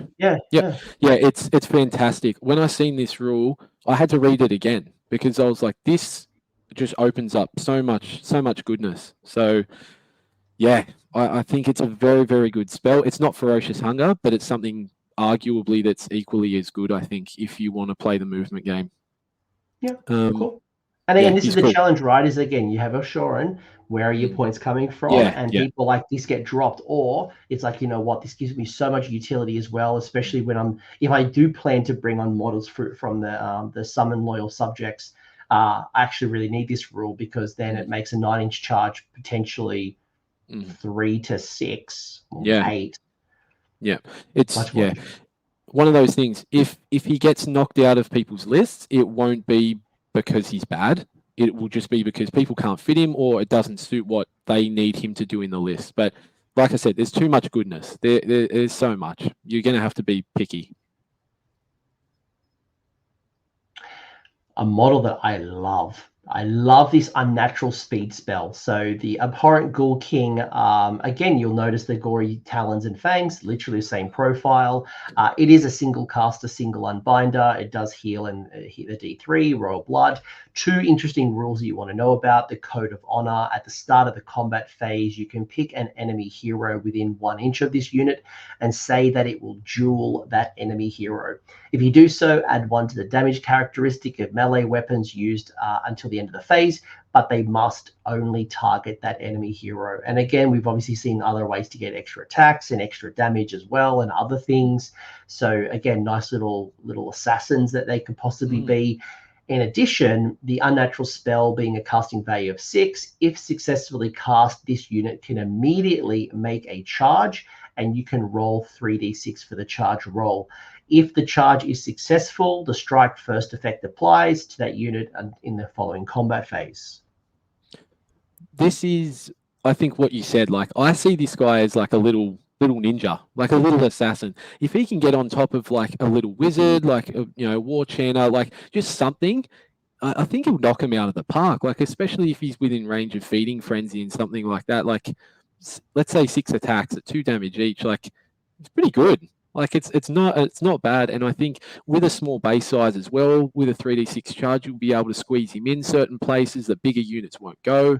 I think he's just a little assassin. I think he's really cool. What we need to remember as well is we are charging in the hero phase. You are immediately charging, so you can avoid Unleash Hell. You can, obviously you can't fight in the hero phase, but being able to pin an enemy and then allows you to, again, avoid redeploys as well.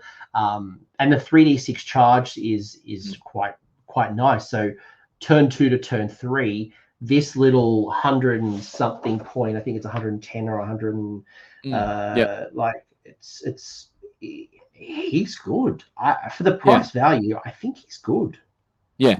No. 130. He's 130. Okay, still, like, he's nice. Yeah, definitely. Like you said, anything that gets around free redeploys and unleash hell, it's really cool. I think it's like one of those things. If you can retreat and charge, if you can move out of turn, like, it's really powerful, and it's really frustrating to come up against an army that can do things like that, like Iron Jaws, where they've just got all this movement, and it's just, you just stand there with your hands in the air and you can't do anything, and you're like, okay, I guess you're doing this. So, well, they charge in the hero phase, and being able to pin you, and it's so good. Mighty redeploy and all this like shenanigans stuff, like it's all powerful stuff. So if you can get around it, awesome. You're just limiting the player from what they can do. Again, not an auto include, and it will depend on how you build your list and what you want to do. But I think it does bring some good utility and some interesting tools to the mix. Yeah, it's handy for sure. Yep. The unit that I wanted to talk about for so long. Your main man, yeah. The Pope is here. My Cities of Sigmar has a Pope. My Flesh Eater Courts has a Pope. The game is better for having popes, and I can't stress enough how exciting this is, because Death has no priests.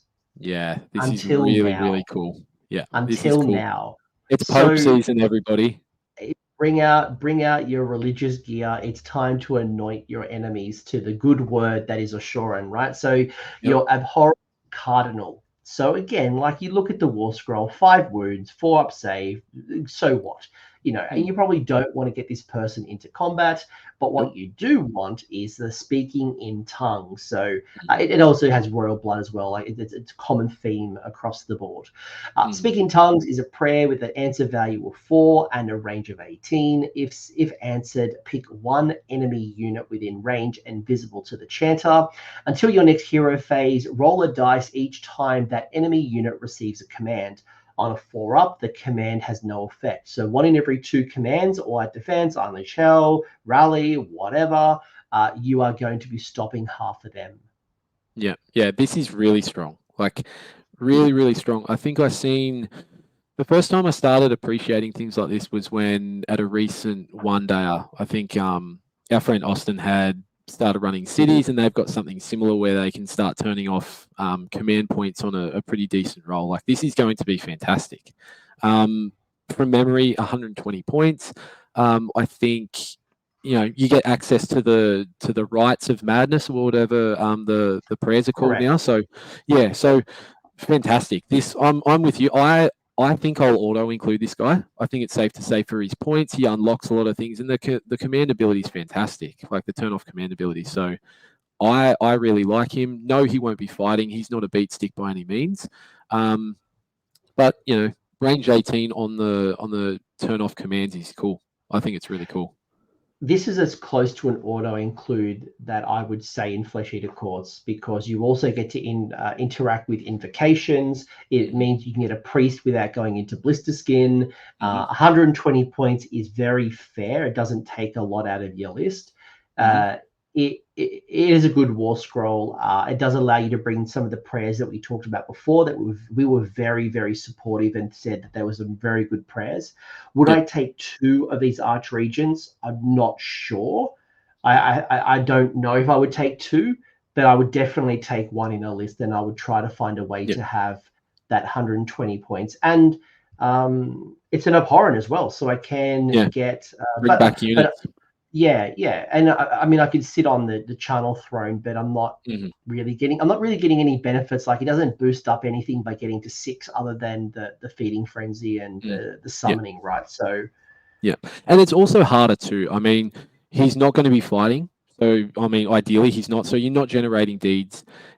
He's going to be you are getting 1 for the when you get a successful prayer off, you do get a so I'm getting there. So what I was saying is no, it's okay. I was just going to say so you're not going to be fighting, so you're not really generating anything there. You've got your prayers to generate, and he's obviously not a wizard, so you can't cast and generate. So he's not going to be getting any points in a really quick capacity. So you're obviously not really taking him for that. Yes, he's an abhorrent. He can try and bring back units if he has, you know, the amount of points, but it's going to be hard for him. But I just like the amount of points he costs, and the fact that his speaking tongues lasts until your next hero phase. If you happen to get doubled, awesome. Like, the unit still has the effect on them. So yeah, I think it's nice. I think you're right. In every list that I've tried to build so far, I haven't gone past 1. I think it's hard, and like I said, there's a lot of goodness. It's hard to allocate another 120 points. But yeah, definitely 1. I think for me, I think he's really cool. I can see this as a backboarding hero sitting on the Charnel Throne, just racking up the D3 by sitting on the Charnel Throne, maybe the rousing speech as well, and doing things. I feel like he should get +1 to the rousing speech. Like, if the Pope talks to me, I should listen to the Pope. So +1 to Pope rolls. Maybe if you wear a hat at the tournament, you get +1 to your Pope rolls. But yeah, I'm a fan of this. I really am. Yeah, he's really cool. It's just so nice to see priests. Like, it's just fantastic. Anyone that can ally a priest in, I could almost see. I could almost see it coming in as well, especially if more priests, and if we get certain. If Daughters of Cain kind of come back into popularity, and Fire Slayers come back into popularity, and you start seeing, like, again, invocations, like obviously Khorne is out there with Hex Gorges, but outside of that, well, actually all their invocations, but I could see him coming into favor if priests start seeing a ramp up. Yeah. I think we'll see him now anyway, but definitely with shifts in the meta and stuff, he's definitely got even more of a place based on all those things. I'm more thinking as an ally, like possibly allying anyone that could ally. Marrowscroll, I'm not going through because the War Scroll, from what I can see, is 100% from. That's the same. It's the same. I was not maybe just really quickly, I was not a big fan of the Marrowscroll, because when I looked at it initially in Dawnbringers 1, I'm like, I don't know if I need these rules. I don't feel like when I look at this offering a bone or rejecting the bone, it's cool. It's thematical. I like the rule, but I don't see a lot of use into it. And I don't see, like, the thing that I like the most is probably don't shoot the messenger. And even then, I don't know if I need that rule in my army. Where do you stand on the Marrowscroll? And do you see something that I don't? Other than the fact that it's a courtier, it's probably the only positive I see there. But even then, I'd rather a regular courtier. Yeah, I think I'm with you. I actually ran this. I ran this once, maybe twice, and I think like when they refuse it, you get the strikes first. If you happen to be within 3 inches of a whole bunch of things, like I mean, you might be able to because his amount of wounds will let him get picked up by flayers. I've run him up, tried to get in with a bunch of units and give them strikes first, but at worst, you're going to fight anyway. Like, there's no real benefit, and you still have to roll a 2d6 for things, and you might not even make it. So it's just, yes, it's fun, awesome model, love it to bits, but no, I think you're right. Apart from the fact that it's probably a cheaper courtier, it's not really going to do all that much for me. Yeah, I just don't see it. I don't see the reason why I take this over the Pope, the Ghoul King, the Gorewarden, the Gormayne, like everyone else, and we haven't even got to Decapitator yet, like or the new Varghulf. Like I just feel like this is the lowest choice of hero out of my options. But again, if you see something that I don't, leave it in the comment section. Very curious to hear from you, but I just don't see it. I don't see the value. Yeah, that's right. I'm with you on that. What I do like is the Decapitator. Great model. What a sick axe. He comes with a hood. He comes with a Decapitator hood as well, I think. Like the model also comes with an alternative head. I think I've seen online somewhere. So that's a pretty cool thing. I wouldn't know because it's not in the box, so it's not out yet. But yeah, you might be right. I'm sure there's multiple heads and alternative options for it. It is a little bit more killy. You'll notice it's got the heads of its axe. Rend 2 for 3 damage is quite delicious. It is a courtier as well, so it might complement you nicely to some of the battle tactics and things like that. And the 2 rules it's got is in the combat phase after it's fought, you can pick a friendly surf unit to immediately fight if it's within 3 inches and within 9 of this. So you could do the 1-2 punch with the Decapitator and the Crypt Guard or the Crypt Ghouls. And then you got the rule called off with their heads. So at the end of the combat phase, if any wounds allocated by this unit's headman axe were allocated to an enemy unit, and that enemy unit, enemy hero, and the enemy hero is not slain, roll a dice on a 5+, the enemy hero is slain. This is, I mean, just another foot hero, I think, that might be beneficial to take in Morgaunt. I mean, cool. It benefits serfs, obviously. Like, it ties in well. You get a cheeky bite at the apple when he fights first and then lets them fight. The insta-slay thing on a 5 is nice as well.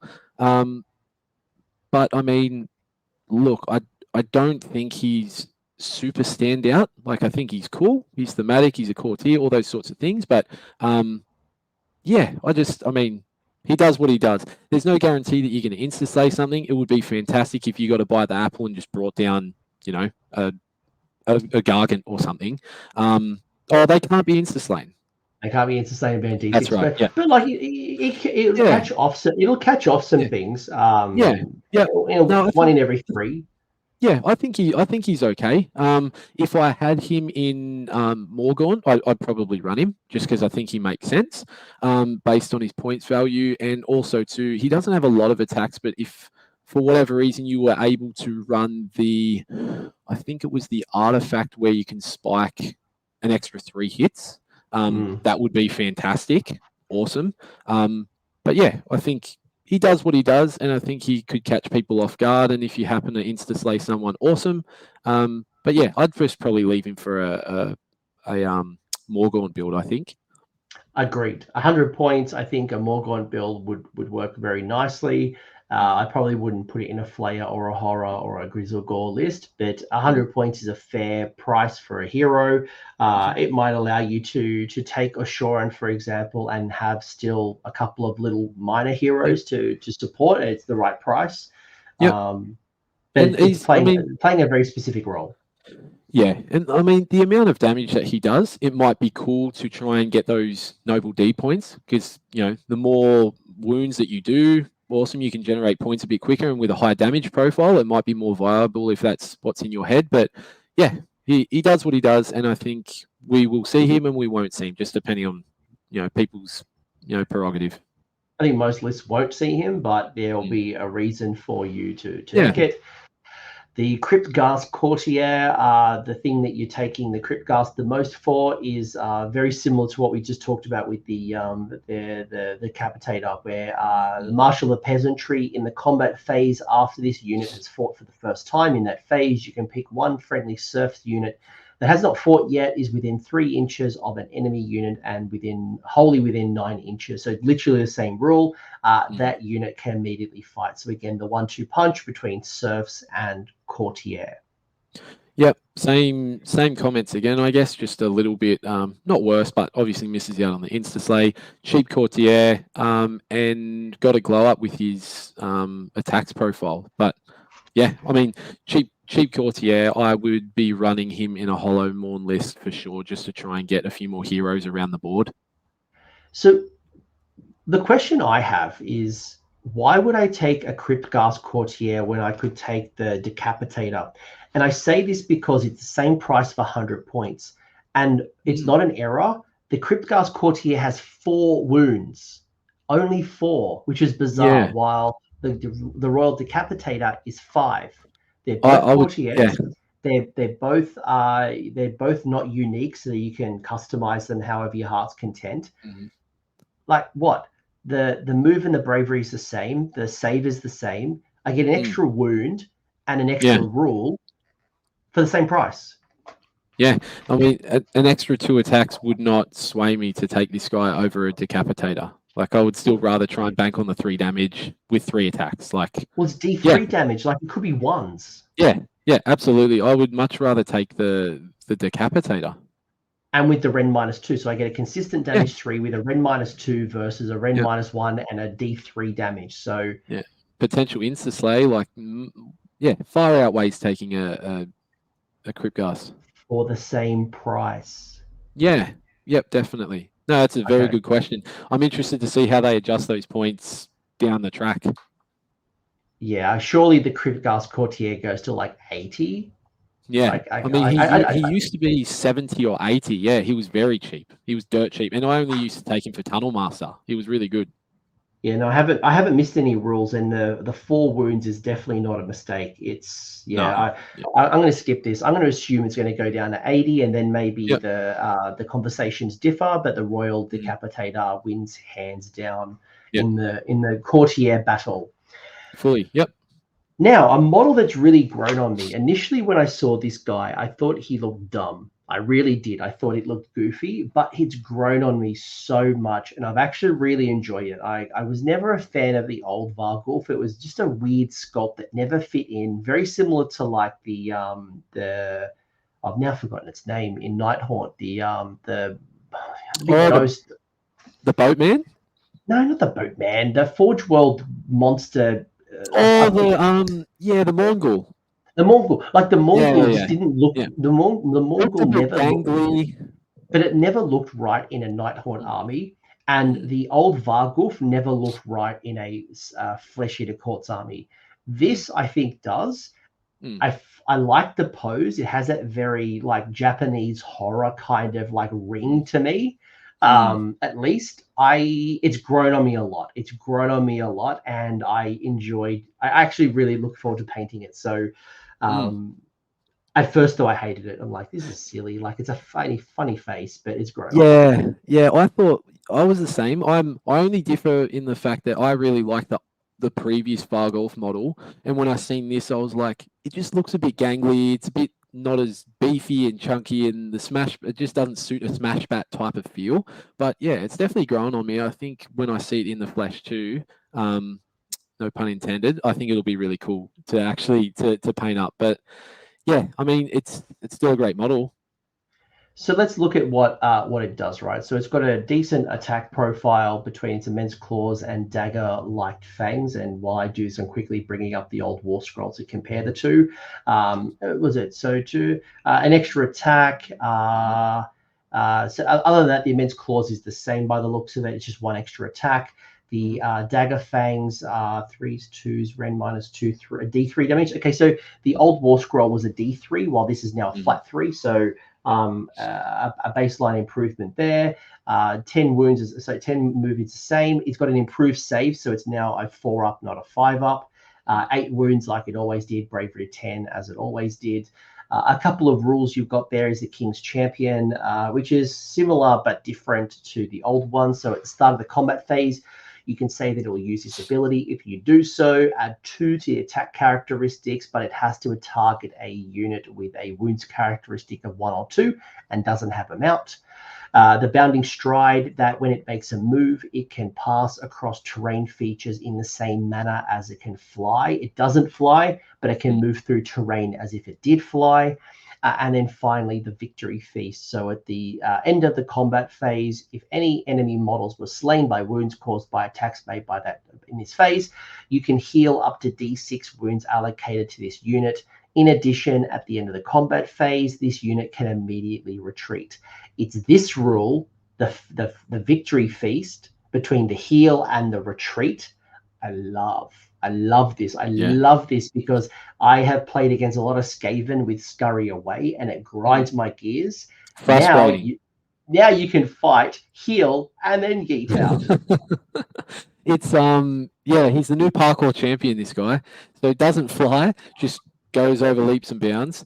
I think it's awesome, especially if you want to run in, do some damage, heal up, retreat. You can also try and retreat to somewhere else on the board that you'd rather be. Like, you get that extra bit of movement out of him. I think 8 wounds, it locks you out of, like we were talking about. Let's say if you want to pick him up with flayers, you can't do it. If you want to put him on the shrine, can't do it. But I think his damage profile is pretty decent, especially once you start getting extra attacks on him. And the King's Champion rule reminds me of, I think he had an extra 2 attacks when he was within 10 or more models or something like that. Like, he had something where he was good for horde clearing. Yep. Literally that 10 or more models when they choose to target. Yeah. So it gives me those vibes. Only, depending on deployment and things like that, or how the unit's set out, it could have been a little bit harder to get that. But now, cool. Run into a blob of chaff, get an extra 2 attacks, maybe 1 from Feeding Frenzy. And I mean, if you take the artifact that gives you spikes 3 extra hits, I mean, he's going to do work. Like, there's a potential to jack this guy up. It's not a smash bat of old, but I mean, he's got potential. And, Courtier, probably a decent base size as well, comparatively to, say, the Decapitator or something smaller. Like, he will be able to try and give you a better range for Feeding Frenzy, I guess. I think for me, can you move your mic closer to your mouth for a second? Yep. But like, for me, like, this is great. The first thing that comes to my mind is Liberators. Like, if I'm against Stormcast, the Liberators of Indictors, you never saw them in units of 10, right? But they are 1 to 2 wound idiots. This benefits you a lot more. A unit of 5 or 10, there's so many 5 or 10, unit screens that have 1 or 2 wounds. This is great. You don't immediately lose your benefit when the unit has lost a model. Yeah, no, that's right. I think, he has a place and a use, and when he goes into the right units, he'll definitely clear a lot of stuff. He'll do work. I was going to say, I wouldn't necessarily run him into a Gargant, but I think against the right units, he'll be cool. My problem is the cost. The Varghulf, look, I don't think Varghulf is an auto-include in any manner. I think it's an interesting tool, but 165 points, I don't know if I like the model that much for 165. The previous model was, I think it was, from memory, it was still 160. 160, yep. No, 160. 160, but you would take this guy because he was a Varghulf Courtier. He had the ability to bring back either serfs or knights, where you take a Crypt Courtier, it's only serfs. You take an Infernal Courtier, it's only knights and things like that, like the Flayers and all that sort of stuff. So this guy had the flexibility to bring back one or the other, which is irrelevant now technically. So yeah, I think. And you also lost the feed on dark magic ability as well, getting the reroll hits. No, that's right. He was good though. Like, The Smash Bat, the old one was cool. Had a place, you could Feeding Frenzy, so fight twice. You could jack him up with attacks. You had a free hero move. So, but that was with the previous battalion. You give him the Hollow Mourn, move, run, charge, all that sort of stuff. Basically, yeet him in, kill whatever he can until he dies. That was cool, but that's no longer a thing. Yeah, 100%. Yeah, and that's why I'm like, it's a cool war scroll, and there has been some improvements. But because it's also lost a few things, I don't know if it's 165 cool. It's probably feels to me like 140 cool, 150 at most. Yeah, that's fair. I think if you chucked him in and he done absolutely like a hell of a lot of wounds, clearing out Skaven, Gobos, like whatever it might be, you'd be like, oh, cool, 165, amazing. But that's not going to happen all the time. And I think we talked about you're going to be squeezed for points, and there's every chance that you won't take him. Yeah, that's my general feel. Is like I like it, but there's other choices that I'd probably pick over the Varghulf than this. So. Yep. Look, the Crypt Courtiers, the Crypt Infernal Courtiers, and like the Haunter Courtiers. Look, there's a lot of common stuff, right? Is that you've got the Crypt Infernal Courtier is similar to the regular Courtier. It can fly. It has a little buff to when it uses its breath attack, where if it does, so at the end of if any enemy models are slain by wounds caused by Foetid breath. Until the end of the phase, add 1 to the damage characteristic of missile weapons used by friendly Crypt Flayers. So basically, if this thing kills a model with its breath attack, it's going to boost other Crypt Flayers and increase the damage if they're wholly within 9 of this model. So if you take a unit of Flayers, you're probably going to take a Courtier just to support them. The same is true when you look at the Haunter Courtier. You go in, you fight with the knightly retinue from the Courtier, and then your horrors can immediately fight so long as they're within 3 inches of an enemy unit and wholly within 9 inches of the Courtier. So you're seeing a combination of 1-2 punch, whether it's with the horrors and the Courtier in combat, or the Flayers and the whatever it was called, the Infernal Courtier in the shooting phase. So you're getting a 1-2 punch either way. All I'd say is it's important to note that their damage, like their profiles have had some kind of glow up, so I think they attack better. I think it's just important to note that the Infernal Courtier giving the extra damage is going to make achieving your tactic easier for Scream to Death. When you've got to try and kill a unit with, like, it's a no-brainer. If I'm choosing that and I happen to have those units available, I'm going to try and use it to try and achieve that tactic. Agreed. I wholeheartedly agree. If I'm taking them, I'm probably taking a Courtier to go with them. But it's just there's too much value that goes with them. The Haunter Courtier is 140 points. The Infernal is 145 points. So, it just makes sense. It just makes sense. And obviously, being a Courtier model as well, they obviously benefit from the battle tactic of having it. No, I was also saying the battle tactic where it's like a surf unit, a knight, and a Courtier. So they'll help you score that. You just need the surf unit to go with it. Definitely. Yep. Yeah, I think they're a no-brainer there. Like, if you want to support those particular units, feel free to take one. And yes, the muster and everything else that goes with it. So, yep. Cryptguard is one of the new models that come in the box. You get 20 of these guys. About 10 of them can have halberds, and 10 of them have swords. I think it is that you don't have enough halberds for the entire 20. So I probably will be talking to people and seeing if they like the swords or the other option better, and see if I can get some more halberds. I really enjoy the model. I think there's some nice armor pieces. I love the halberd. I like the detail in them. But the reason you're probably taking them, so they're a little bit more of a tankier, juicier Crypt Ghoul unit. The cursed weapons is nice with the 2-inch range, 2 attacks, 3 threes, Ren 1-for-1. What do you get? You can halve the models fleeing from a battle shock, which I guess is okay. The +1 to run and charge from the musician is nice when you talk about extra movement shenanigans in the book. The two reasons you're probably taking this the most outside of that is the Armory of Madness, where if any wounds caused by this unit's attacks are allocated to an enemy unit, that enemy unit cannot issue or receive commands until the end of the turn. And then you have the Royal Bodyguard, which I alluded to earlier, where not only will this unit have a ward of 5+, but if it's bodyguarding a hero within 3 inches of it, you'll add 1 to the ward roll for that unit, that hero.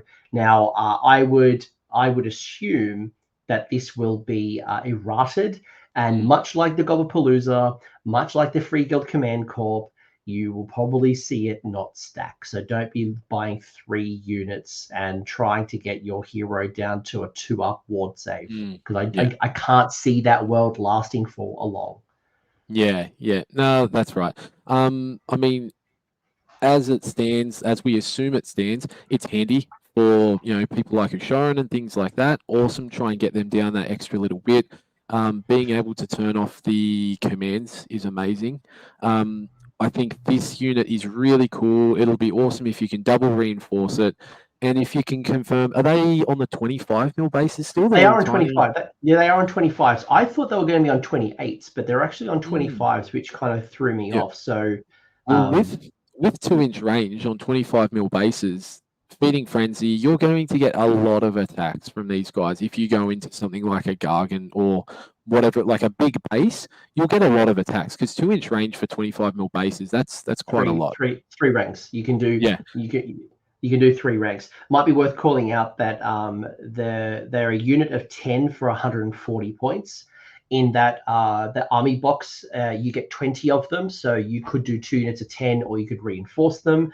And as we alluded to earlier, if you do take Morgod as your subfaction, you can make them battle lines, so you could make them a unit of 30 if your heart desired.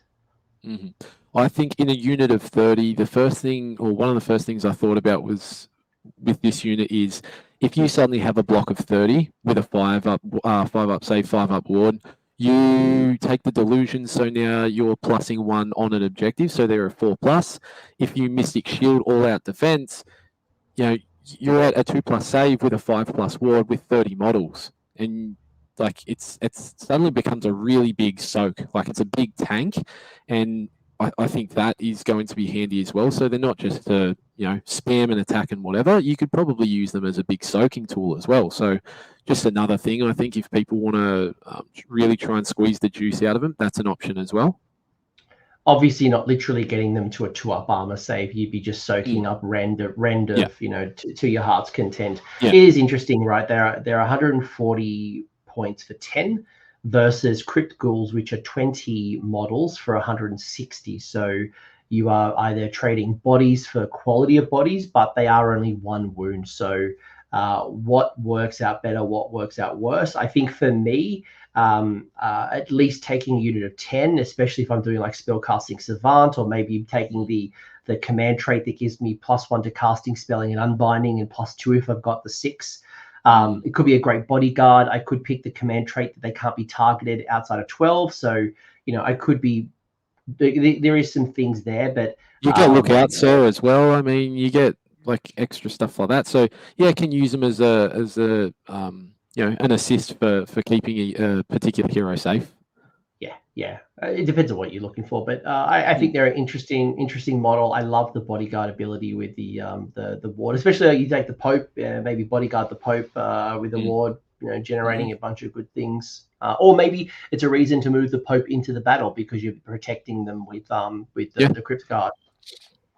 Yeah, no, that's fair. Yeah, I think they're cool. I think we'll see them. I really like them. So do I, and that's the problem. Like, it's people probably watching this video. It's like, how do I run my army? Because a lot of things we've probably said is they're cool, they're interesting, and I think it depends. I sit down and go, right, I'm going to build a Hollowmorn list. What's my best choice for Hollowmorn? But then I go to Grizzlegore. It's like, what's good for Grizzlegore? And I think that's where, while we're being really positive and there's a lot of cool things, it's going to depend on the sub-faction and the play style. Then, like, Christian loves his movement, he loves his recursion. For me, I like different things. So I think when we start getting to the nuance of lists, that's where I think we would start to splinter. Yeah, for sure. Yeah, depending on your allegiances, what you want out of the army, it will dictate what you choose. Another unit in the box is the Morbheg Knights, which I thoroughly enjoyed building. Little baby Terrorgheist. They're a lot of fun. I can't remember the base size. I think they're a cavalry base size. They might be. It might be the Gore Grunter base size, if I remember correctly, or maybe smaller. I'd have to have a look. I can't remember exactly the size base. But you are getting 3 of these for, where was it? I've lost the Was it 150? I swear it was 150. 150, yeah, 150. They were cheap. I think they're cheap. They're 150, and they battle line if you have an Abhorrant Gorewarden. So you can take these as battle line regardless of your subfaction. A lot of interesting things here, right? So they've got 3 wounds, which is a little less than your flayers and your horrors. They have a better movement at movement 12, save of 4+, which is not bad. You got the grizzled lance, and then you've got the mounts, vicious claws and teeth. You fly, so they natively fly, not ignoring terrain as fly, but actual fly. You get +1 attack for your champion, which is nice. The standard bearer, I really like the standard bearer because you count as 3 on an objective if you charge in the same turn, which is very nice. The Hornblower Musician adds +1 to run and charge rolls, which is nice. But the rule that I love is the Shrieking Charge. So after this unit makes a charge move, you can pick 1 enemy unit within 1 inch of this unit, and this enemy unit cannot receive the Unleash Hell command in this phase. In addition, roll 1 dice for each model in the unit, and this unit adds within 1 inch of the enemy unit. For each 4+, they do D3 mortal wounds. So where were you when Pretender Slaanesh was at its peak? Barb Archer lols. Like, imagine like back to back. And then, and also you've got the Predator's Pounce. Before I really interrupt Christian, I just want to say Predator's Pounce, where this unit can retreat and still charge in the turn. So, 150 points, 3 models, retreat and charge, shuts down Unleash Hell, does some mortal wounds on the charge, counts as 3 on an objective when they charge, +1 to run and charge, decent profile, consistent, not the highest rend, like not the best attack profile, but what are our thoughts here for the price? Well, I guess going back, just considering Hollow Mourn, I mean, you'll get an extra damage on the lance. You won't on the baby Terrorgheists. I like these purely for the fact that when I seen it, part of the wombo combo is use the Abhorrant Archregent, get your little movement spell off for anyone who deep strikes, so you can get a Gorewarden to lead this unit. You can be in the sky, drop down, get your D6 move, charge in. You're going to make it like 9 times out of 10, especially when you've got your 1 to run and charge rolls. You're dealing mortals on the impact hits, and then you're basically just trying to soak up the Overwatch. For how I'm going to play it is I'll run a bunch of monsters as well. I'll just try and soak up the units that I don't want to be Overwatched by. Awesome, charge the rest in, and the rest is history. So really like it, and you still get that retreat and charge, which is really nice. So you get to try and recycle, get a second chance at the mortal wounds, although it is a range of 1 inch. So that's, I mean, you know, they can attack 2 inches, which is nice. Depending on the base size, like you take a blob of 6, it's cool. You'll get punches in bunches. But yeah, I just think soaking up an Overwatch is really cool. Like an Unleash Hell to be soaked up and then charging with the rest is nice. I think for the price, I think I would take at least 1 unit of 3. I could see a world where I take 2 units of 3. I don't know if I would reinforce them as a unit of 6. I think I like them at units of 3. But if I took a unit of 6 on the charge, that would be counting as 18 on an objective before combat's even started, right? So you will take over almost even a Mega Gargant, right? Like it's very close to a Mega Gargant on the charge. So obviously you got to survive the combat. But even without the deep striking stuff from the Gorewarden, I think there's enough in this War Scroll that would make me run them. And I love the retreat and charge, and I think this is where I would use that ability. You know, I don't know if I'd make other choices that you've talked about earlier, but The retreat and charge is nice. The mortals are nice. They're avoiding unleash hell. They're handy. I think they're very, very reasonably priced. I think they do a lot for that. They're just good. They're a good utility unit. Like you said, if you don't want them in 6s, they do enough as 3s. Like, I think they're really cool. I think the retreat and charge is nice as well. Same sort of thing. You can get out of dodge. If it's unfavorable, go charge another unit. But for what they do, 150 points, I think that's really, really decent. Yeah. So would you reinforce them? I've said not really, unless I want to take over objectives. Yeah, look, maybe I think in this book and in this faction, reinforcing just helps you with recursion. So I think if you want to get models back, feel free. I think you can double reinforce them. But for what I need, I think you just need units of 3. Yeah. Especially though, if you take I can't remember what the choice was. If you use your noble points to bring down a knight from 2 cost to 1 cost, bringing back a Morbheg Knight for 1 point through your special way of noble points.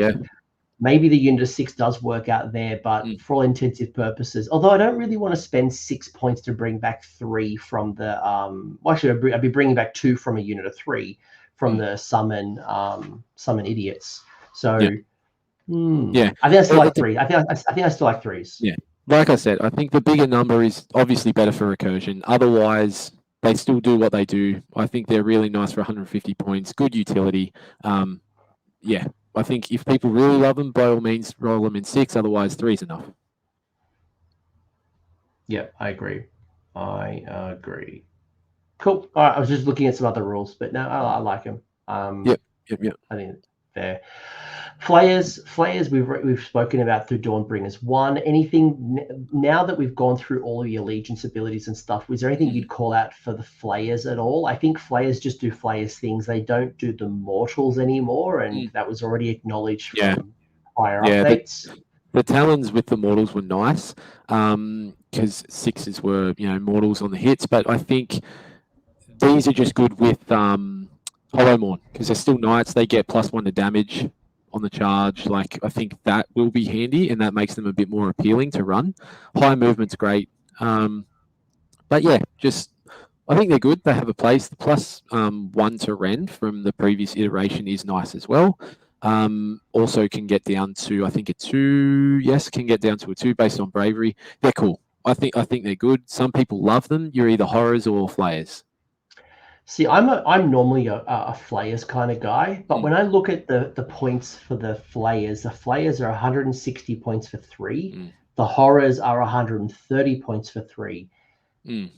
I find it hard to justify not taking Horrors over Flayers now that the sub-faction isn't very specific to boosting up Flayers and Horrors. And if you want the deep striking, we've now got the Gorewarden who can take the Morbheg Knights. So there's even more reason for me not to take it unless I want a lot of shooting. And and it unlocks that tactic, like we said. Like, yeah, cool, go ahead. But I think if you look at them, besides the movement factor and things like that, like, you can just turbocharge a unit of horrors to do a lot more work than you can flayers.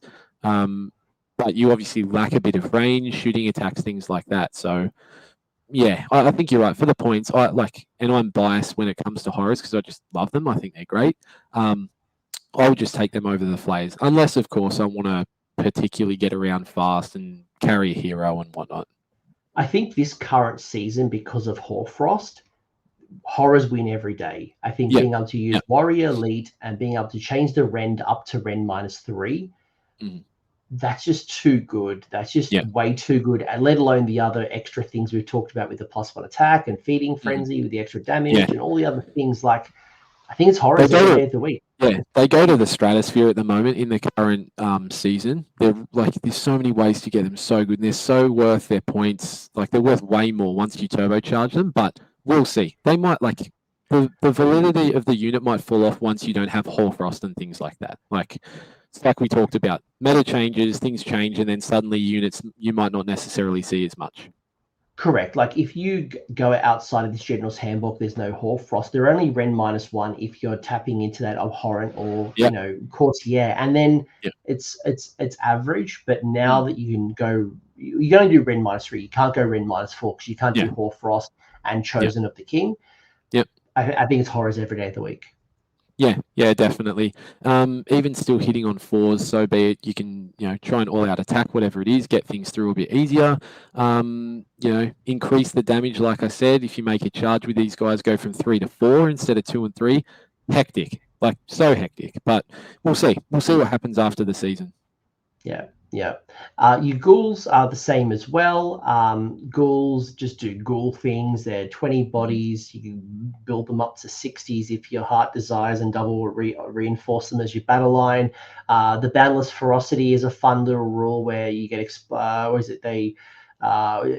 if an unmodified hit roll for an attack made with a 6, it automatically wounds the target, and if there's 20 or more models, it's 5 and 6s, which is okay. It's only a damage 1, no rend, but you do get to improve the rend characteristic if there is a courtier or an abhorrent within various ranges, which is not a hard thing to do, but I think this is in a similar position. Obviously not the same, but a similar position as the horrors. Like, you can squeeze more out of these guys with Hoarfrost if you have Feeding Frenzy. Awesome. But yeah, and auto wounds is amazing. Like, that's really cool if it happens. But yeah, I think you can squeeze a lot more juice out of these guys in the current iteration and the current season. But we'll see how far people take them after that. See, I would disagree with you because I compare this to my goblins, right? I Hoarfrost my little goblins till their heart's content. The difference is that I have range minus. I have a range of 2. I can put spears on them. Spears, where these are only range 1. So if at best I get two ranges, like 2 ranks. 2 ranks, yeah. 2 attacks, 4s and 4s. Hoarfrost and the Ren -3. I can't trigger mortals like I can with my stabbers. They're fine. I think they're fine. I think they're fine. I don't know if I'd build around like a combat threat. I could defensive and tar pitting and defend my throne, but I don't know. It's been a long time since Ghoul Patrol, and Crypt Ghouls were a scary thing. Yeah. No, I think that's fair. They're not like by any means a beat stick unit. I think, and you compare these to the Cryptguard. I'm taking Cryptguard, like I just am. Yeah. So yeah, I think people that like ghouls, they might be able to, if they're playing the board presence game and they just want to MSU or they just want to spam big blocks, cool, go ahead. All I meant is just you can squeeze more out of these guys, but they're definitely they're nothing crazy. I agree with you, but like also, would I use a noble point to bring back a Crypt Ghoul? Yeah. And I don't think I can justify it. Like when it was free and it was just a dice roll on a 2+, sure, I'll do it. Yeah.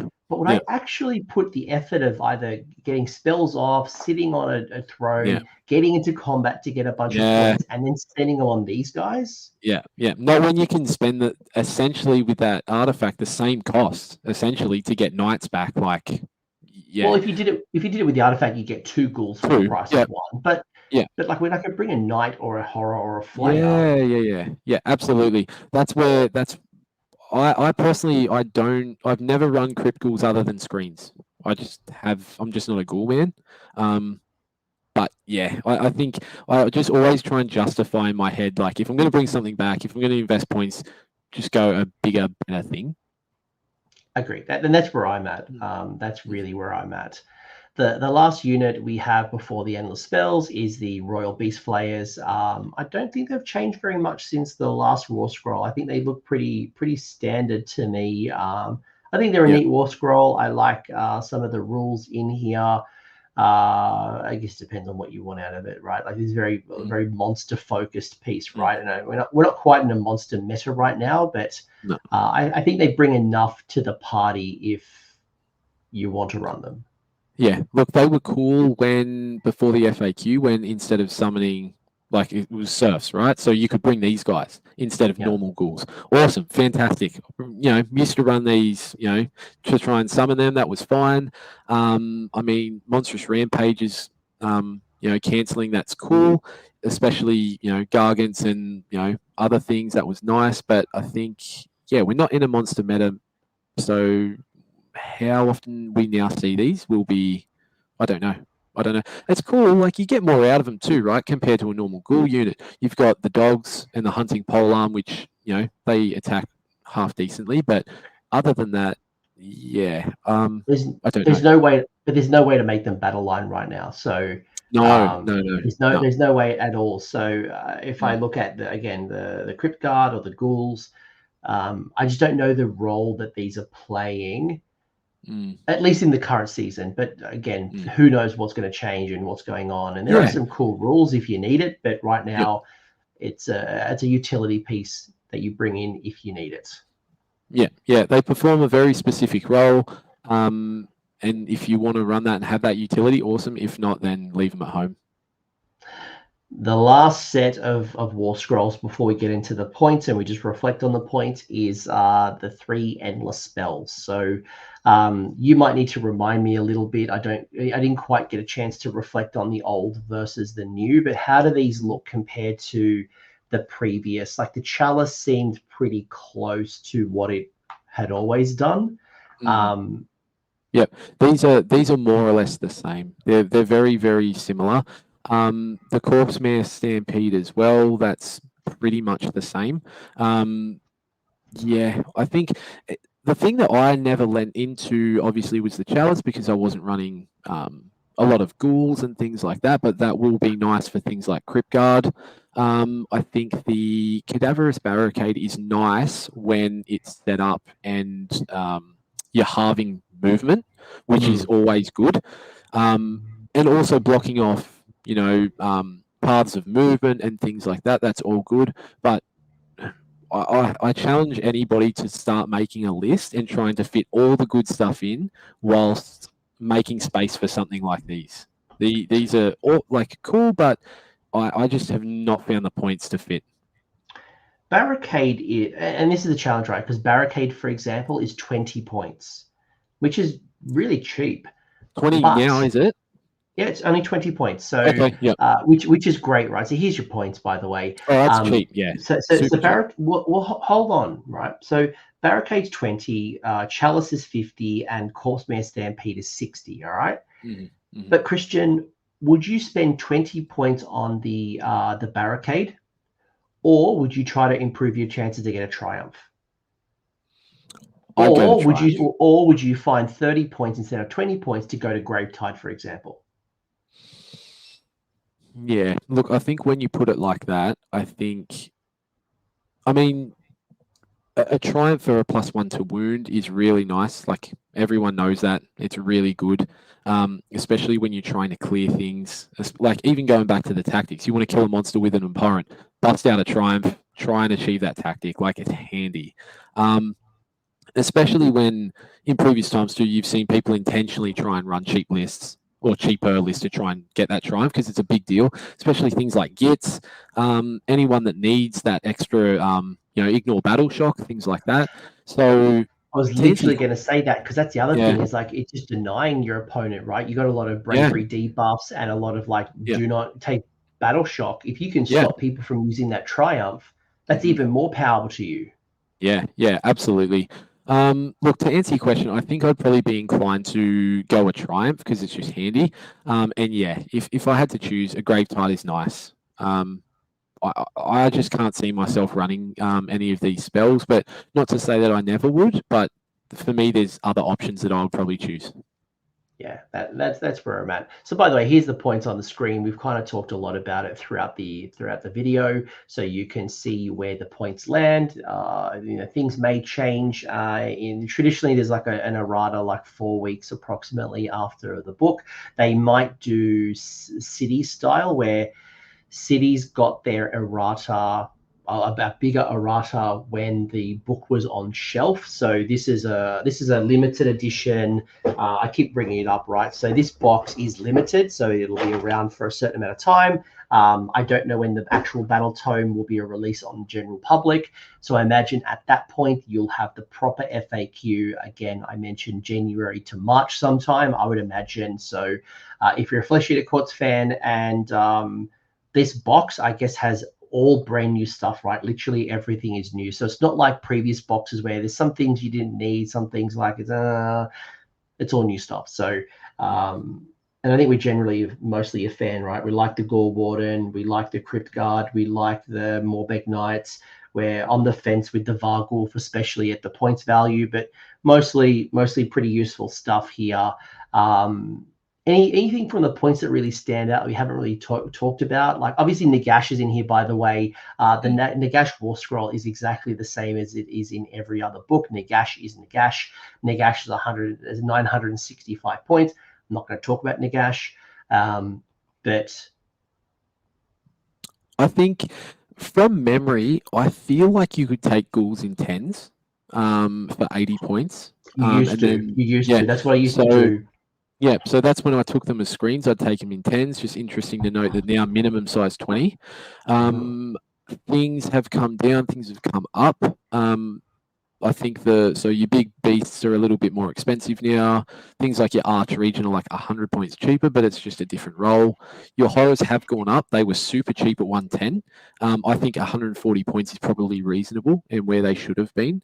But other than that, yeah, I think when people start making lists, I think they'll quickly find that there's a lot of cool units that they want in here that they'll run out of points for. So, yeah, there's just so much goodness in it. Horrors are 130, by the way. I made a mistake there. It's 130 points. Oh, okay. So yep. I'll fix this in post-production, but it's 10 points difference. Like, bear with me, folks. I literally typed this every slide you've seen here. I typed word for word. So I'm sure there's a couple of errors here and there, but no, that's cool. But look, this has been 3.5 hours of glory. This is a big Flesh Eater Courts. What's your summary? I guess, like, what is your summary at this particular point that we've now gone through the book? We have done a decent, not thorough, in-depth, super in-depth analysis, but I think we've given you enough to get you thinking about how you may tackle the new book, what's changed, what we like, why we like it. We were very positive on a lot of things, but I think, again, when you start breaking down the sub-factions and start building your lists and your combinations, you will see that some things will drop off. We like some of the utility, but there's going to be things that we value in certain builds and certain areas and certain combinations more than others. So, Christian, what's your wrap up, man? I think, to summarize, I'm just objectively as a Flesh Eater Courts player, I think I'm glad that it's kept true to its roots. It does what it does, but it just does it in different ways. I think this book is going to be interesting because it gives the player an extra challenge in the way that they micromanage, trying to get those buffs off and things like that. Still has movement, still has, bring back units, things like that. I'm interested to see where the meta goes with this or what the people's go-tos will be. And I think you're right. There's things, depending on how you want to build the list, how you want to run it, I think you'll have to basically just chop a lot of units. So, if you're a Ghoul player, cool. You might not see monsters. If you're a monsters player, you might not see many Ghouls. But that's much the same as it was before. So, my summary is I really like it. I'm excited to actually just get it on the board, see what works, see what doesn't. They definitely have things like changes to CPs. We didn't see a single command ability on any scroll. So really interesting to see. The fact that we've now got buffing to defense now, which we never had. Awesome. Mobility's still there. Yeah, it's cool. So I'm just interested to get it on the board. I am pretty optimistic. And look, if you were someone who really liked the old rules, I'm sorry, you lost them. And look, you were the book was relying on a lot of second edition tactics, right? They would like not the battle tactics, but like things that have just been gone out of favor, right? You know, lots of re-rolls, the CP heavy, like every hero was CP commands. It's simplified. There's a lot of spells, a lot of abilities, a lot of, like I said, they have gained an extra dimension. Now that will people really enjoy that. But I think also some people were like, oh, I don't like the complexity now, and I don't want to be counting up my noble knight points. And like that's cool. You don't have to build into it, right? Like just go up to your 6 points for feeding frenzy and play to your heart's content, or just keep use them for recursion and avoid some of the shenanigans. But I think that there is a lot of dimension, and I think you will see Flesh Eater Courts is an army that rises in popularity and falls in popularity really quickly, right? You go to a tournament and there are there's heaps of them or there's almost none of them. I think this is the type of thing that will adapt to the meta, adapt to the changes in the game a lot more, because you have more tools in your toolbox, where the likes of Daughters of Cain, for example, are struggling because they are one-dimensional. Like they and like the changes to rally has really hurt them, and they rely on Morathi. It's like the Morathi's getting really good, or Morathi's overcosted, and they just drop. This I think I've said it to you before. I think this army will have a higher skill ceiling. Like I think it just will. I think that will be a good thing or a bad thing for players, depending on if they like a simple army, like a one trick, do something up, go and kill, whatever. That is now not the same, it's similar, but you just have different ways of doing it. But like you said, more utility, more flexibility with what you're doing, and whether people or not take to that, it just depends. So yeah, you're right, you'll either see them a lot or you won't, but either way, I think in a whole they're just going to be funner to play in my personal opinion. But yeah, we'll see what happens. Cool. Well, folks, I hope you enjoyed this, preview on release day for the new Flesh Eater Courts. Again, Games Workshop did send me this in advance, and I really do appreciate having an opportunity to get into the weeds, and Christian helping me along the way to help you start to unpack the book and starting to think about how maybe you might, I know people are thinking about buying 2 of those boxes, and maybe through this video they're like, you know what? Maybe I don't need enough Crypt Ghouls, Cryptguard, but I sure as hell want to get more Morbheg Knights, or they start to think about things that maybe they weren't thinking about initially, and maybe they're starting to think about how they might evolve. Like I have 4 boxes of Flayer Horrors. 3 of them are unbuilt, and it's like, okay, what do I build, Flayers or Horrors? And I think from this conversation, the Horrors is probably where, if I was taking to a tournament right now, I'd be building more Horrors, and then I'd be like, right, well, what complements my Horrors? What's their play style? What's the sub faction? What's going to boost them? And it gets me down this rabbit hole that's really exciting. And eventually my army's ready to go when Ushoran hits, and again, when he drops, and I'll be ready to take it to my next GT. But if you are thinking about buying it and you want to support the channel, please check out the partner links down below. Element Games in the UK and Warpfire Minis in the US. A percentage of that money will go towards me and the channel. We're doing some things. Very excited. I'll spoil it now. I'm actually building a gaming table at home. So maybe get a little bit of a rig, maybe do some things. Christian is semi-local to me, so maybe it's a battle report one day. Who knows? Give him a go. There's no Seasons of War here just yet, but maybe there's some things coming. Maybe there's some things coming down the line. But look, all this stuff costs money, and if you are either supporting on Patreon, or you can help out with things like purchasing from these game stores, it would help a lot. But I won't be eating noodles and rice because you didn't buy from me. Whatever. It just does help the channel. Christian, any shout outs, anything? Like, it is late in Australia. It's almost like release time. Anyone you want to shout out, you want to say hello to? If people want to chat to you, are you on the internet at all? Look, I keep a pretty low profile. I am pretty regular at tournaments and stuff like that. So I'm always keen to to go in and grudge, fun players and get stuck into the nitty gritty. I guess I'll just shout out to my partner in crime, Mitch, my twin brother, obviously doing well with Destruction and Iron Jaws and stuff like that, coming off the back of Worlds. I think the rest of the Australian crew that we tend to play around, Joel the Goat, Graham, of course, and a lot of the American boys that we ran into at World. So Caleb, Scooter, even Richie from Team UK, fantastic fella. Yeah, and just thanks for having me on the pod. Pleasure, and we'll catch up. Christian is one of my locals at Dice Arcade, so I can't wait for you to get this box and we can duke it out and put some of your theory into practice. Yeah, super keen, man. I can't wait till it comes out. All right, well, folks, put your comments in the comment section. We've made a lot of claims, a lot of thoughts. I'd be curious to hear from you. Are there things that you think that we completely missed? Am I being too hard on the Marrowscroll? Am I talking up certain units too greatly? I want to hear from you. What do you think? What are your thoughts? What's the list tech? And if you want to get into the weeds of this, check out my Discord. There's over 8,000 people.